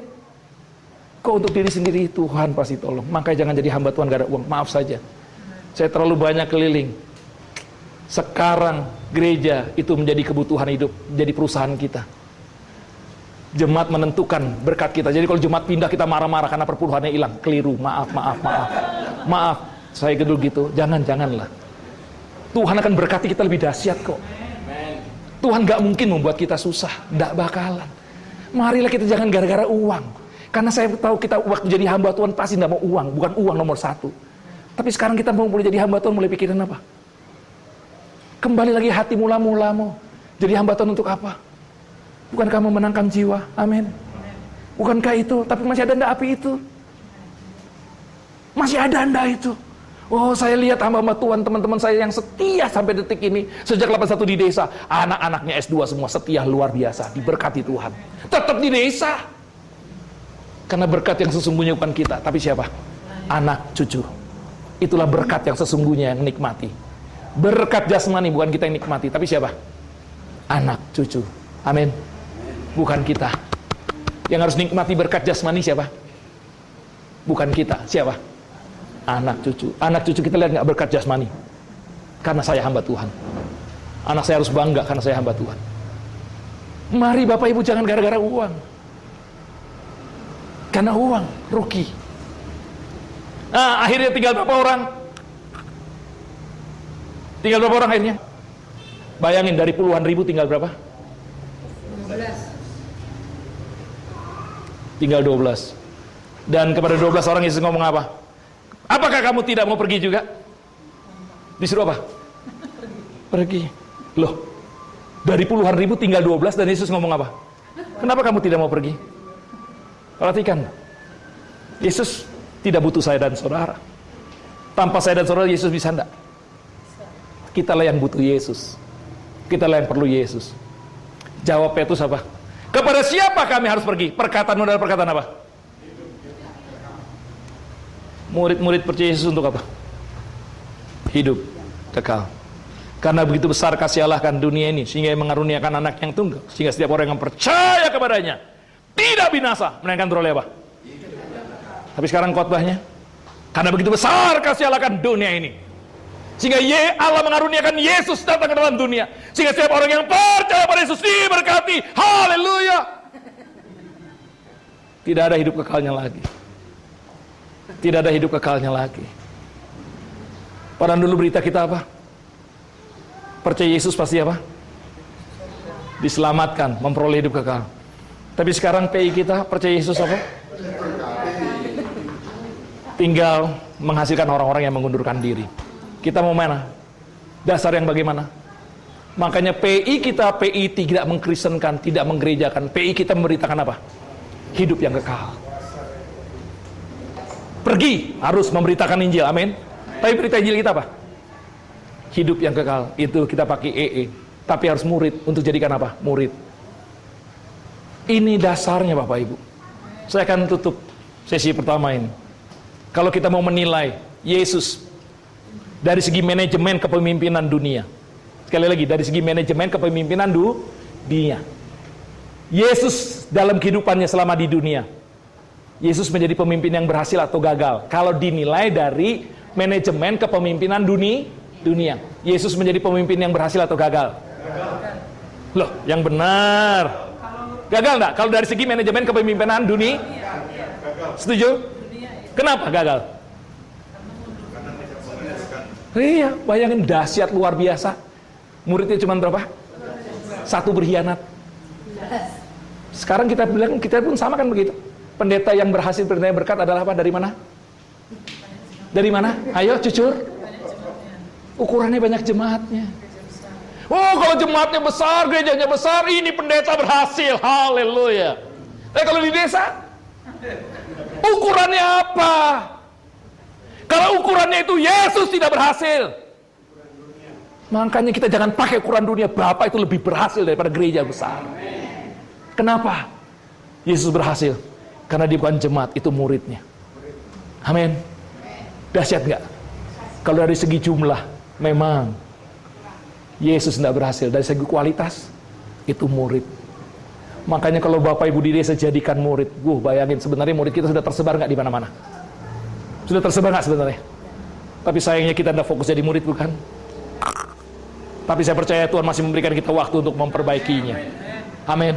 Sehingga kita punya murid di mana-mana. Mari mulai detik ini jadikan murid. Walaupun orang ngomong kita tidak berpendapat, Yesus sudah kasih contoh. Amin. Karena memang jemaat desa tidak mungkin jemaatnya banyak. Maksudnya banyak dalam segi kuantitas, kecuali lebaran Natal. Kenapa SMP SMA kemana? Keluar. Mau kerja harus kemana? Kota harus kan? Nggak mungkin tidak dong, masa nggak boleh kemana-mana, di sini terus. Ya, nggak berhasil dong, betul tidak? Itulah kondisi. Tapi sebenarnya kita berhasil enggak? Karena kita jadikan apa? Murid. Lihat berkat Tuhan menyertai kita. Mari Bapak Ibu kita lakukan amanat agung. Apakah ini waktunya?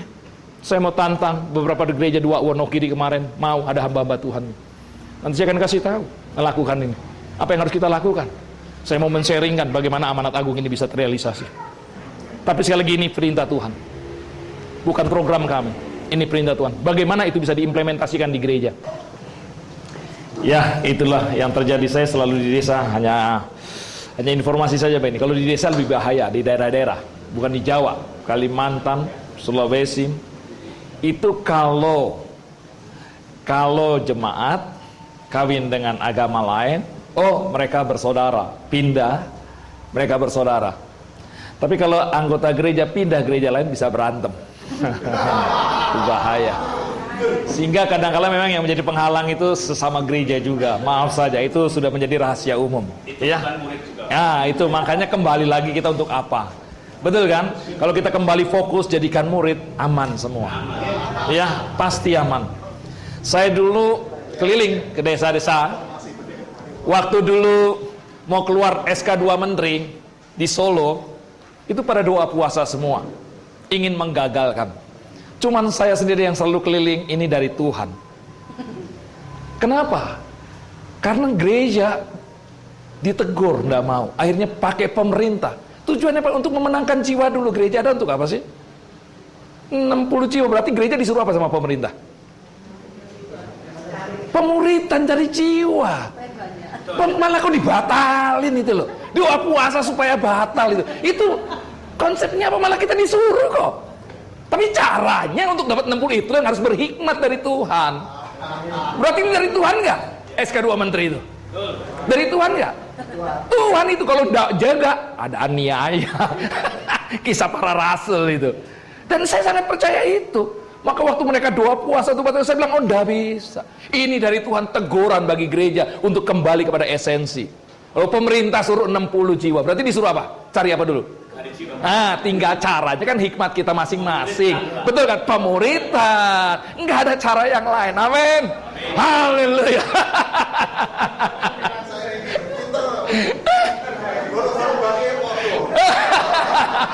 Bodoh. Oke, kembali lagi Bapak Ibu. Kita kembali lagi. Ini makanya kami pakai mahasiswa supaya ingin bisa memberkati gereja-gereja dengan pelatihan pemuritan. Sekali lagi, ini bukan yayasan, bukan apa, gereja.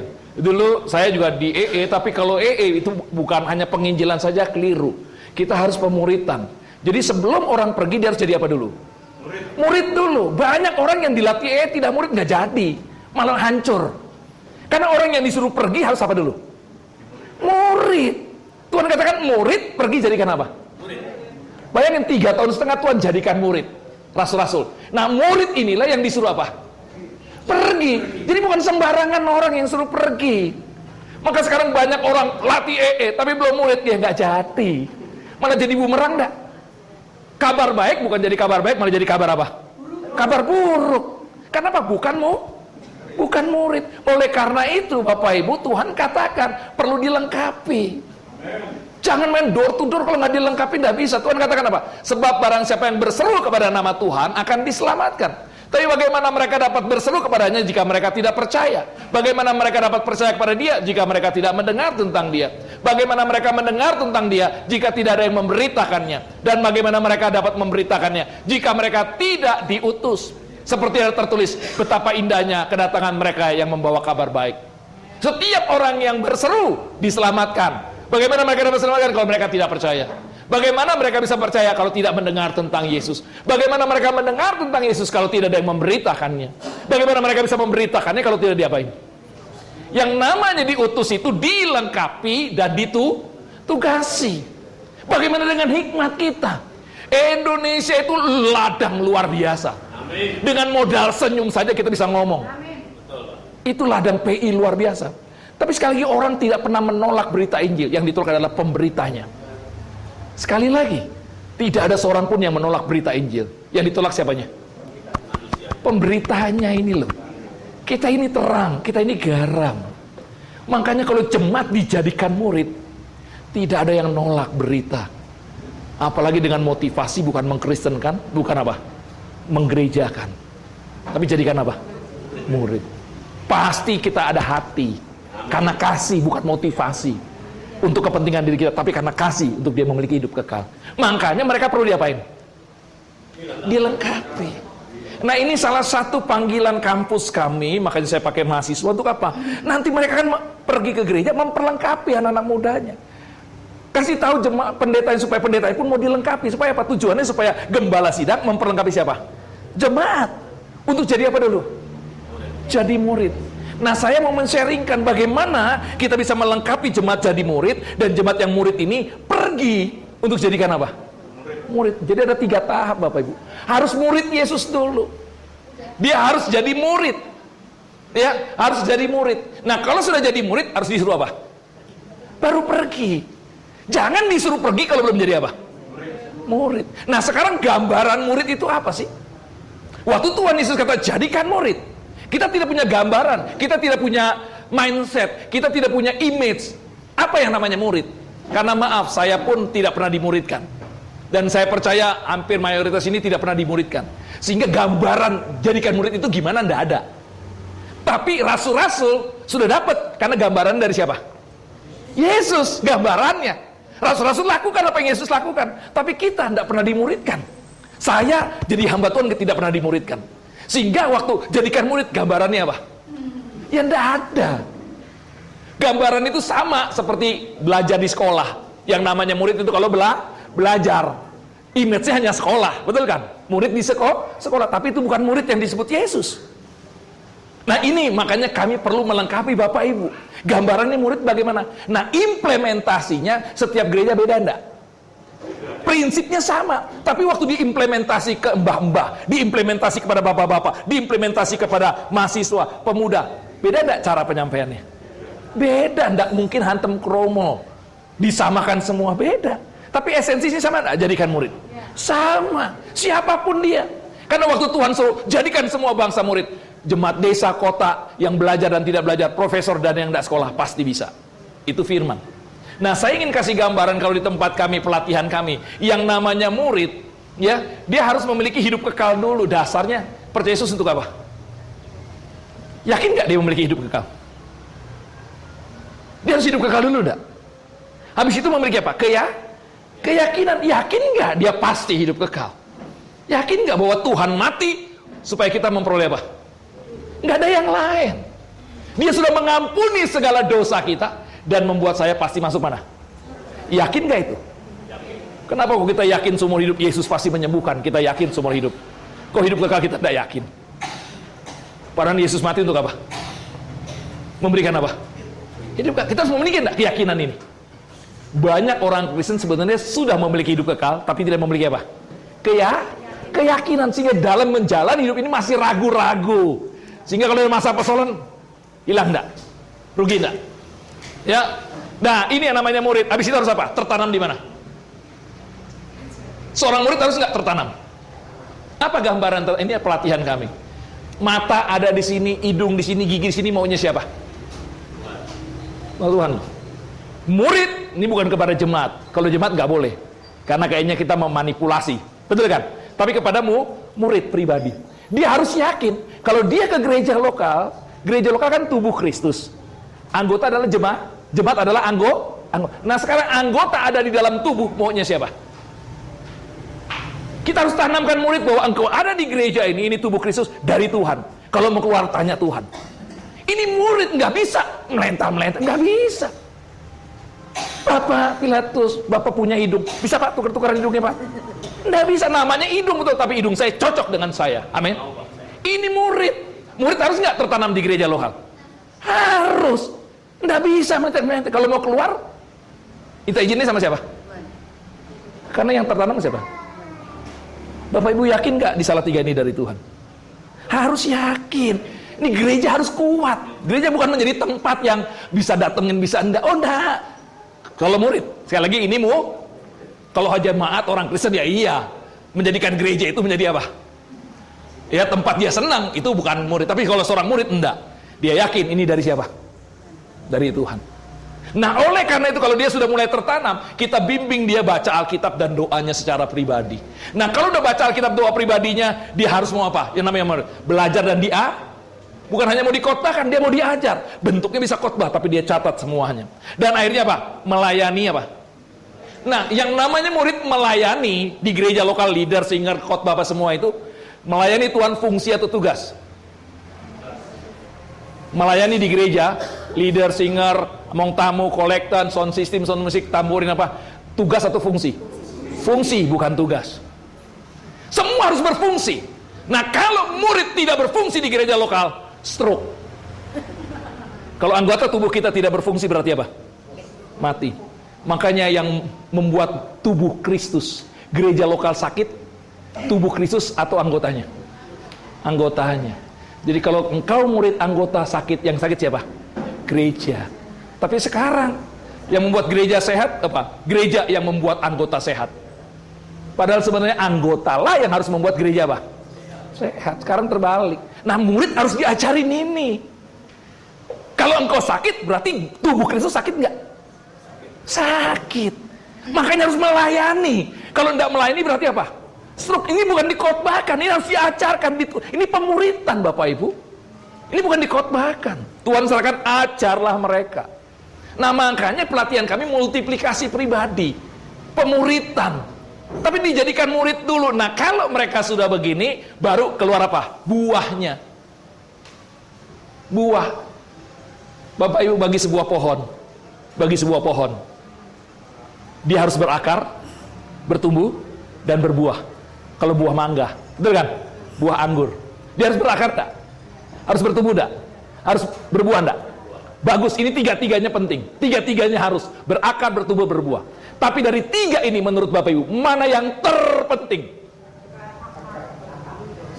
Tiga-tiganya harus, betul kan? Berakar harus, bertumbuh harus, berbuah harus. Tapi dari tiga-tiga ini yang terpenting berakar bukan? Ingat ilustrasi Tuhan Yesus, Lukas pasal 12. Waktu Yesus lihat pohon ara tidak berbuah, dia ngomong apa? Percuma pohon ini, tebang saja. Tapi pengusaha ngomong, tidak Tuhan, biar kami cangkul. Kalau tahun ini nggak berbuah, baru apa? Ditebang. Lihat, pohon ara bisa berakar, bisa bertumbuh, belum tentu berbuah. Tapi kalau pohon ara berbuah, dia pasti apa? Berakar dan bertumbuh. Mana yang terpenting? Berbuah. Berbuah dong. Lihat pohon ara, Tuhan Yesus ngomong. Maka dari buahlah orang akan lihat apa? Tuhan penting itu buahnya. Kalau pohon tidak ada buah, percuma. Lihat, pohon bisa berakar, bisa bertumbuh, belum tentu apa? Berbuah. Bisa ada banyak itu. Saya dulu di rumah Jakarta, pohon alpukat, seumur hidup saya berakar, bertumbuh, nggak pernah berbuah. Wow, daunnya lebat, percuma. Tapi kalau pohon itu berbuah, pasti apa? Berakar, pasti bertumbuh. Berarti yang terpenting apa? Nah yang disebut buah dalam Alkitab itu apa Bapak Ibu? Buah yang pertama, ini harus menghasilkan buah-buah apa? Roh, karakter. Seorang murid nomor satu apanya dulu? Karakter. Dan karakter ngelihatnya di mana? Bukan di gereja, di rumah tangga, di keluarga. Makanya kalau kami melihat anak-anak muda dahsyat, jangan di gereja. Tapi kalau melihat anak-anak muda dahsyat itu di sekolahannya, gimana dia di kelas rame enggak? Makanya anak-anak kami harus di asrama supaya lihat karakternya gimana. Bener enggak dia ada karakter Kristus? Karakter itu terjadi melalui gesekan, betul tidak? Besi menajamkan apa? Murid kita harus siap. Ada gesekan, di situ membuktikan dia ada karakter enggak. Nomor satu adalah karakter Kristus. Ini buah. Buah dalam Alkitab ada 3. Buah yang kedua adalah apa? Buah-buah sukses. Apa yang namanya buah-buah sukses? Bukan berhasil, tapi membawa dampak. Yang namanya sukses membawa dampak. Saya ngomong tadi, kalau Yesus disebut sukses enggak? Secara dunia enggak sukses. Lahir di mana? Kandang. Miskin atau sukses? Enggak punya duit. Rumah enggak punya. Mati kuburan enggak ada. Sukses atau gimana? Ayo, Yesus kaya apa tidak? Dia miskin tapi membuat diri orang apa? Tapi apa yang namanya sukses menurut Yesus? Hidup membawa dampak. Kelahirannya membawa apa? Dampak. Pengajarannya membawa apa? Kematiannya. Engkau tidak punya uang tapi membawa dampak. Engkau sakit membawa dampak. Sehat pun membawa apa? Dampak untuk memuliakan siapa? Itu yang namanya sukses, hidup membawa dampak. Nah, kalau orang sudah punya karakter, udah membawa dampak, ujung-ujungnya buah apa? Ujung-ujungnya buah apa? Yohanes 15, buah-buah jiwa. Bukan kamu yang memilih aku, tapi akulah yang telah memilih kamu, dan aku telah menetapkan kamu supaya kamu apa? Pergi dan menghasilkan apa? Buah, dan buahmu apa? Tetap. Itu buah apa? Yohanes 15, buah-buah jiwa. Bayangin kalau murid kita karakternya bagus, ada kehidupan suksesnya, orang lihat, pasti orang akan tanya enggak? Pasti orang tanya enggak? Loh, kamu kok bisa sukses? Pasti tanya enggak? Kita memberitakan hidup kekalnya gampang enggak? Gampang tidak? Kan banyak yang kita, wah kok ibu kok senang terus ya, sukacita terus ya. Nah kita ngomong dong, karena saya memperoleh apa? Hidup ke? Orang yang nanya ya saya ngomong. Maaf saja banyak orang Kristen, kalau di komsel kesaksian sakit saya sembuh. Siapa yang sembuhkan? Yesus yang menyembuhkan. Tapi waktu di tetangga, loh kok bapak ibu kok sakit sekarang sembuh mana? Tuhan, nggak berani ngomong Yesus. Kenapa? Karena kita pikir kalau Yesus mengkristenkan. Enggak, kita tidak pernah mengkris. Kita hanya membagikan apa? Pengalaman saya. Oh, pasti buah-buah jiwa. Nah, kalau ada buah-buah jiwa ini yang disebut dengan multiplikasi pribadi. Nah, ini kami mau memberkati gereja-gereja dengan pelayanan kami supaya gereja jadikan murid dulu. Jangan disuruh pergi. Bapak Ibu ini sudah pergi. Sehingga terjadinya apa? Jemaat. Betul kan? Berapapun yang Tuhan percaya. Nah, sekarang mau enggak jemaat ini dijadikan murid dulu? Ini waktunya proses enggak? Yesus saja 3,5 tahun loh. Mari kita jadikan. Nah, bagaimana jadikan murid? Ini dengan langkah-langkah Tuhan Yesus. Tuhan Yesus kasih perintah, Tuhan Yesus juga kasih caranya enggak? Kasih enggak caranya? Kasih. Nah, saya pakai cara Tuhan Yesus, ini yang saya mau sharingkan. Cara Tuhan Yesus bagaimana dengan pengajaran dia pergi. Makanya ikut pelatihan kami bagaimana menjadikan murid. Dulu kami hanya rookie, nggak ada jalan. Sekarang detik ini mana ada gereja yang diberkati oleh nggak ada. Karena bukan murid disuruh pergi, bisa enggak? Ya enggak bisa. Tuhan suruh ngomong murid dulu baru suruh apa? Nah sekarang Bapak Ibu mau enggak jadikan jemaat murid? Tapi gambarannya apa pola? Kita kerjasama, kita ingin membantu. Dan kita akan sharingkan, betul kan? Umpamanya daerah Salatiga kabupaten, ada 5 gereja yang mau, kan kita bisa sharingkan, pemuritan modelnya lain-lain kan? Tapi esensinya sama enggak? Prinsipnya, amanat yuk kita sharingkan, fokus, jadikan murid lah. Kerjasama, jangan sama. Maka kami ada pelatihan. Namanya pelatihan adalah multiplikasi. Kalau dia sudah jadi murid, fokusnya suruh apa? Pergi. Dan sekali lagi, pergi bukan mengkristenkan, bukan menggerejakan, dijauhkan itu dari pikiran kita. Tapi jadikan apa? Murid. Sehingga kalau dia jadi murid, karena rumahnya dekat dengan gereja yang lain, jauh dengan gereja kita, boleh enggak ke gereja lain? Boleh. Wah, bayangin kalau semua hamba Tuhan modelnya gitu motivasinya, apa yang terjadi? Oh, mimpikan itu enggak? Mimpikan itu enggak? Itu, berarti gereja ini udah memberkati enggak? Misi enggak? Lihat Bapak Ibu kalau kita belajar kisah para rasul, KKR dahsyat, mujizat dahsyat, tapi selalu ditutupin. Tiap-tiap hari Tuhan yang menambahkan jiwa. Bukan KKR-nya, bukan mujizatnya, bukan PI-nya. Siapa yang menambahkan jiwa? Tuhan. Bayangin kalau kita muridkan, Tuhan akan kirim. Wah, bayangin kalau semua jemaat kita gereja punya pola pikir begitu. Jemaat pun aman nggak? Enak nggak dia, enjoy nggak? Enak semua. Waduh, mimpikan nggak jemaat ini? Saya tuh kalau Tuhan izinkan rintisan, Tuhan percayakan berapa? Yesus saja cuma 12, 11 bisa dahsyat, tapi murid semua. Bapak Ibu dipercayakan 5 jemaat, 10 jemaat. Kenapa tidak mulai dari situ? Jadikan murid dulu. Kita buktikan bener nggak di amanat agung terjadi. Maaf ya, Bapak Ibu mau melakukan amanat agung, tidak melakukan, kita lihat 3 tahun sama saja kok. Betul? Salah tidak melakukan amanat agung? Enggak. Kalau mau kami 3 tahun komitmen. Kenapa? Harus ada 3 generasi. Saya murid, saya menghasilkanmu. Sampai ini pun menghasilkan apa?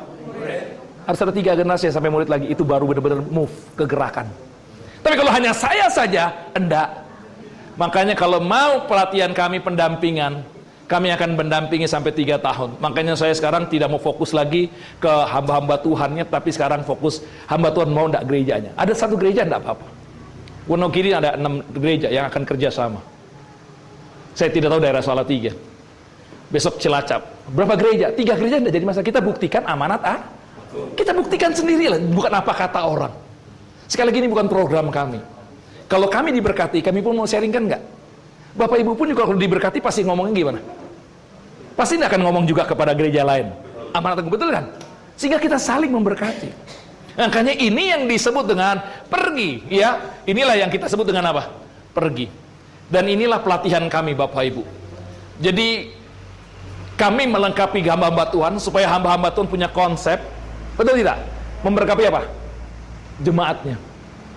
Kami hanya kasih role. Kami tidak main di teknis. Karena teknisnya mbah-mbah dengan pemuda beda enggak? Hikmat kita sendiri bagaimana dengan jemaat kita. Satu gereja dengan gereja lain beda enggak? Beda. Nah, tinggal kita berdoa, nah, kita akan mendampingi. Nah, waktu kita mendampingi Bapak Ibu yang ikut pelatihan multiplikasi pribadi, kita dampingi dengan akan kita kirim anak-anak kita mahasiswa untuk weekend ke tempat ibu-ibu untuk mendampingi. Supaya dia bisa lebih fokus pada siapa? Anak-anakmu mudah, supaya karakternya gimana. Terus pertama kali jadikan apa dulu? Jangan suruh pergi. Kalau seorang murid dia pasti punya rindu, temannya pun terima apa? Hidup kekal, pasti punya hati itu. Betul tidak?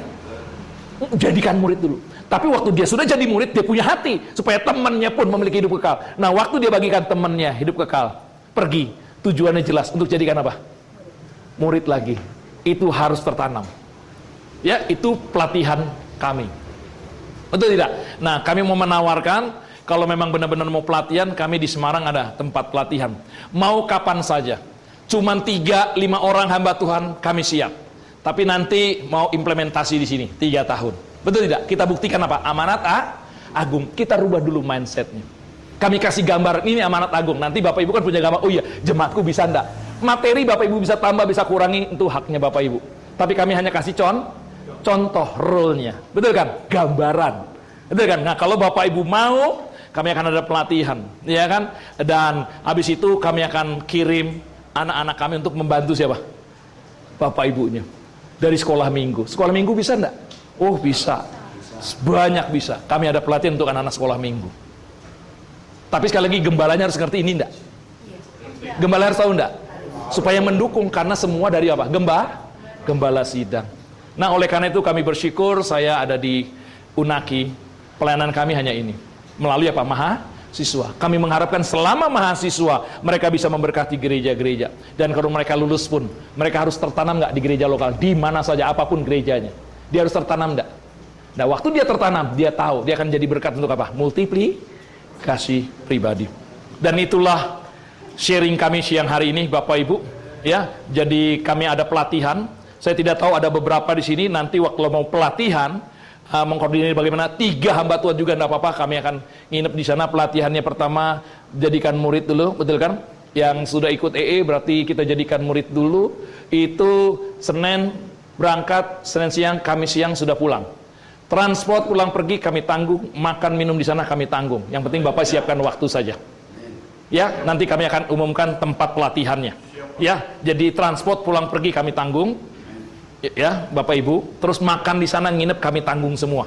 Makan sehari 3 kali, tempatnya semua ada. Tujuannya jelas, jadikan apa? Murid. Dan kita ingin membuktikan di gereja kita. Sehingga bukan apa kata orang. Waktunya kelompok bebas. Bapak Ibu yang menentukan, kami selalu standby saja. Yang penting jauh-jauh hari kasih tahu. Ya, mau 3 orang, Pak, kami cuma 3 orang, enggak apa-apa. Kita tidak melihat jumlah. Yang penting komitmen enggak. Lihat kita buktikan dari 3. Kita harus juga jadi berkat bagi bangsa dan negara. Amin. Kita menjadi berkat, betul kan? Supaya memperoleh hidup dengan caranya, cara Tuhan. Amin. Melakukan perintah Tuhan dengan cara siapa? Cara Tuhan Yesus, jangan cara kita. Cara Tuhan Yesus ada contoh dalam Alkitab. Nanti dalam pelatihan itu saya kasih tahu bagaimana cara-cara Tuhan. Seperti Yesus lakukan, kita pun akan lakukan. Jadi ini bukan program, tapi inilah cara Tuhan yang membawa sejahtera. Orang curiga wajar, tapi kita sendiri harus murni. Amin. Disitulah Tuhan berkarya. Terima kasih Bapak Ibu, dan nanti kami akan sharingkan bagaimana Unaki. Makanya kami ada Unaki adalah untuk memberkati hamba-hamba Tuhan. Jadi kalau ada anak-anak hamba Tuhan mau kuliah di Unaki, jelaskan, saya akan presentasikan Unaki, habis itu boleh tanya jawab. Oke, Unaki. Siapa? Enggak, presentasi dulu ya. Habis makan selesai saja. Habis makan selesai. Iya, kita selesaikan saja. Tanya dulu masalah pelatihan dan bantuan kita. Iya. Mana Unaki itu? Pelatihan itu butuh berapa sesi? Iya. Berapa Iya. pertemuan? Jadi pelatihan pertama, Bapak Ibu kan langkah Tuhan Yesus. Kita seperti langkah Tuhan Yesus. Yesus kan sudah murid. Langkah Tuhan Yesus itu pertama apa Bapak Ibu? Dia pergi. Pergi, dia ketemu orang-orang. Nah, Bapak Ibu pun harus pergi. Dilengkapi bagaimana pergi. Supaya jemaat memiliki apa? Hidup ke... Saya tidak tahu jemaat memiliki hidup kekal apa tidak. Bapak Ibu pergi kemana dulu? Ke jemaat sampai kita yakin jemaat ini memiliki apa? Hidup kekal. Maaf, tahun 2000 kalau saya ditanyakan, Pak Guntar punya jemaat iya. Kalau Pak jemaatnya mati hari ini, yakin nggak mereka semua masuk surga? Maaf, saya tidak yakin. Saya tahu dia dibaptis, tapi dia yakin nggak memperoleh hidup kekal? Saya tidak tahu dia percayanya bagaimana. Yang kita butuhkan sekarang jemaat kita memperoleh apa dulu? Memiliki keyakinan apa? Yakin semuanya benar? Oh, yakin dari mana? Kalau kita tahu satu-satu, yakin nggak? Tapi sekarang kalau Bapak Ibu tanya, murid saya yakin kapanpun dipanggil, pasti. Kenapa? Mereka sudah memiliki apa? Hidup kekal. Seorang murid, kita harus yakin nggak muridnya? Makanya Bapak Ibu diajar dulu bagaimana supaya jemaat bisa memiliki apa? Hidup kekal. Itu Senin sampai Kamis. Berangkat Senin, kita mulai Senin siang, habis makan siang. Sampai Kamis pagi, jam 10 pulang. Kamis, betul kan? Habis itu Bapak Ibu pergi. Seperti Tuhan Yesus pergi, terus untuk cari apa? Murid. Nah, langkah Tuhan Yesus cari murid gimana? Lihat, waktu dia Yohanes pasal 1 ketemu Andreas itu, sampai dia memanggil murid-muridnya, mari ikutlah aku, kamu akan kujadikan apa? Penjala manusia. Lihat, ada jenjang waktunya, berapa lama itu? Antara 4-6 bulan Bapak Ibu. Enggak langsung pergi, langsung jadi murid, enggak. Dia ketemu dulu enggak orang-orangnya? Ketemu enggak? Ketemu, baru nanti dia apa? Dapat. Oh, untuk dapat murid gimana? Setelah Yesus PI, dia berdoa. Lukas. Berdoa, langkah kedua, minta murid. Berdoanya pun minta apa? Jangan pernah minta jiwa-jiwa. Minta apa? Doa kita minta apa? Bukan minta jiwa-jiwa. Beda. Tuayan banyak, pekerja sedikit. Mintalah Tuhan yang punya apa?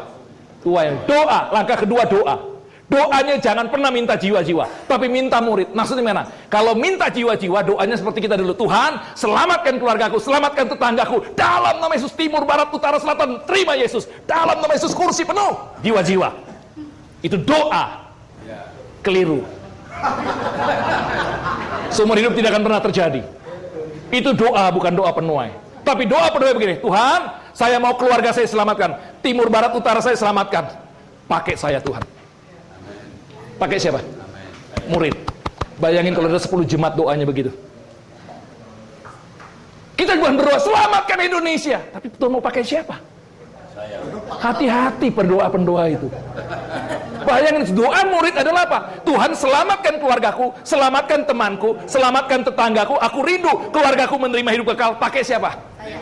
Doanya begitu.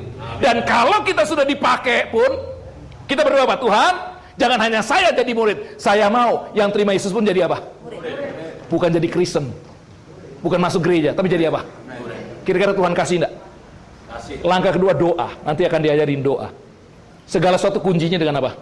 Doa. Setelah doa kita memilih. Setelah kita memilih, kita melengkapi murid. Lengkapi murid dengan apa? Pengajaran dan pembimbingan. Ini kita lengkapi. Langkah kelima Tuhan Yesus apa? Mengutus. Langkah keenam menyertai. Gembala begitu. Kita lakukan dulu. Dapat 5 murid, lakukan seperti Yesus. Nanti 5 murid pun akan lakukan seperti siapa? Seperti kitanya. 3 tahun dahsyat. Perlu pelatihan itu. Perlu pelatihan itu. Senin sampai Kamis. Waktunya, tanggalnya terserah Bapak Ibu. Tinggal nanti kami kasih tahu. 5 orang saja enggak apa-apa. Yang penting gembala sidang semua. Jangan kirim pengerjanya. Enggak jalan. Kami sudah pengalaman. Istrinya juga jangan, Pak. Ya, lebih baik mulailah dari gembala sih. Suami istri datang juga enggak apa-apa. Kami kasih 1 kamar. Suami istri juga enggak apa-apa. Itu lebih dahsyat. Tapi saya tidak tahu ya, istrinya jangan suami ya. Oke, bisa itu ya kan, Senin sampai Kamis. Nah, mereka yang pelatihan itu, follow up-nya, kami akan dampingi dengan anak-anak kami yang levelnya sudah guru-guru semua. Nanti dari sekolah minggu sampai mereka bisa muridkan. Oke? Nah, bapak-bapak sendiri yang akan menentukan. Alamat, tanggal saya serahkan. Saya serahkan waktu untuk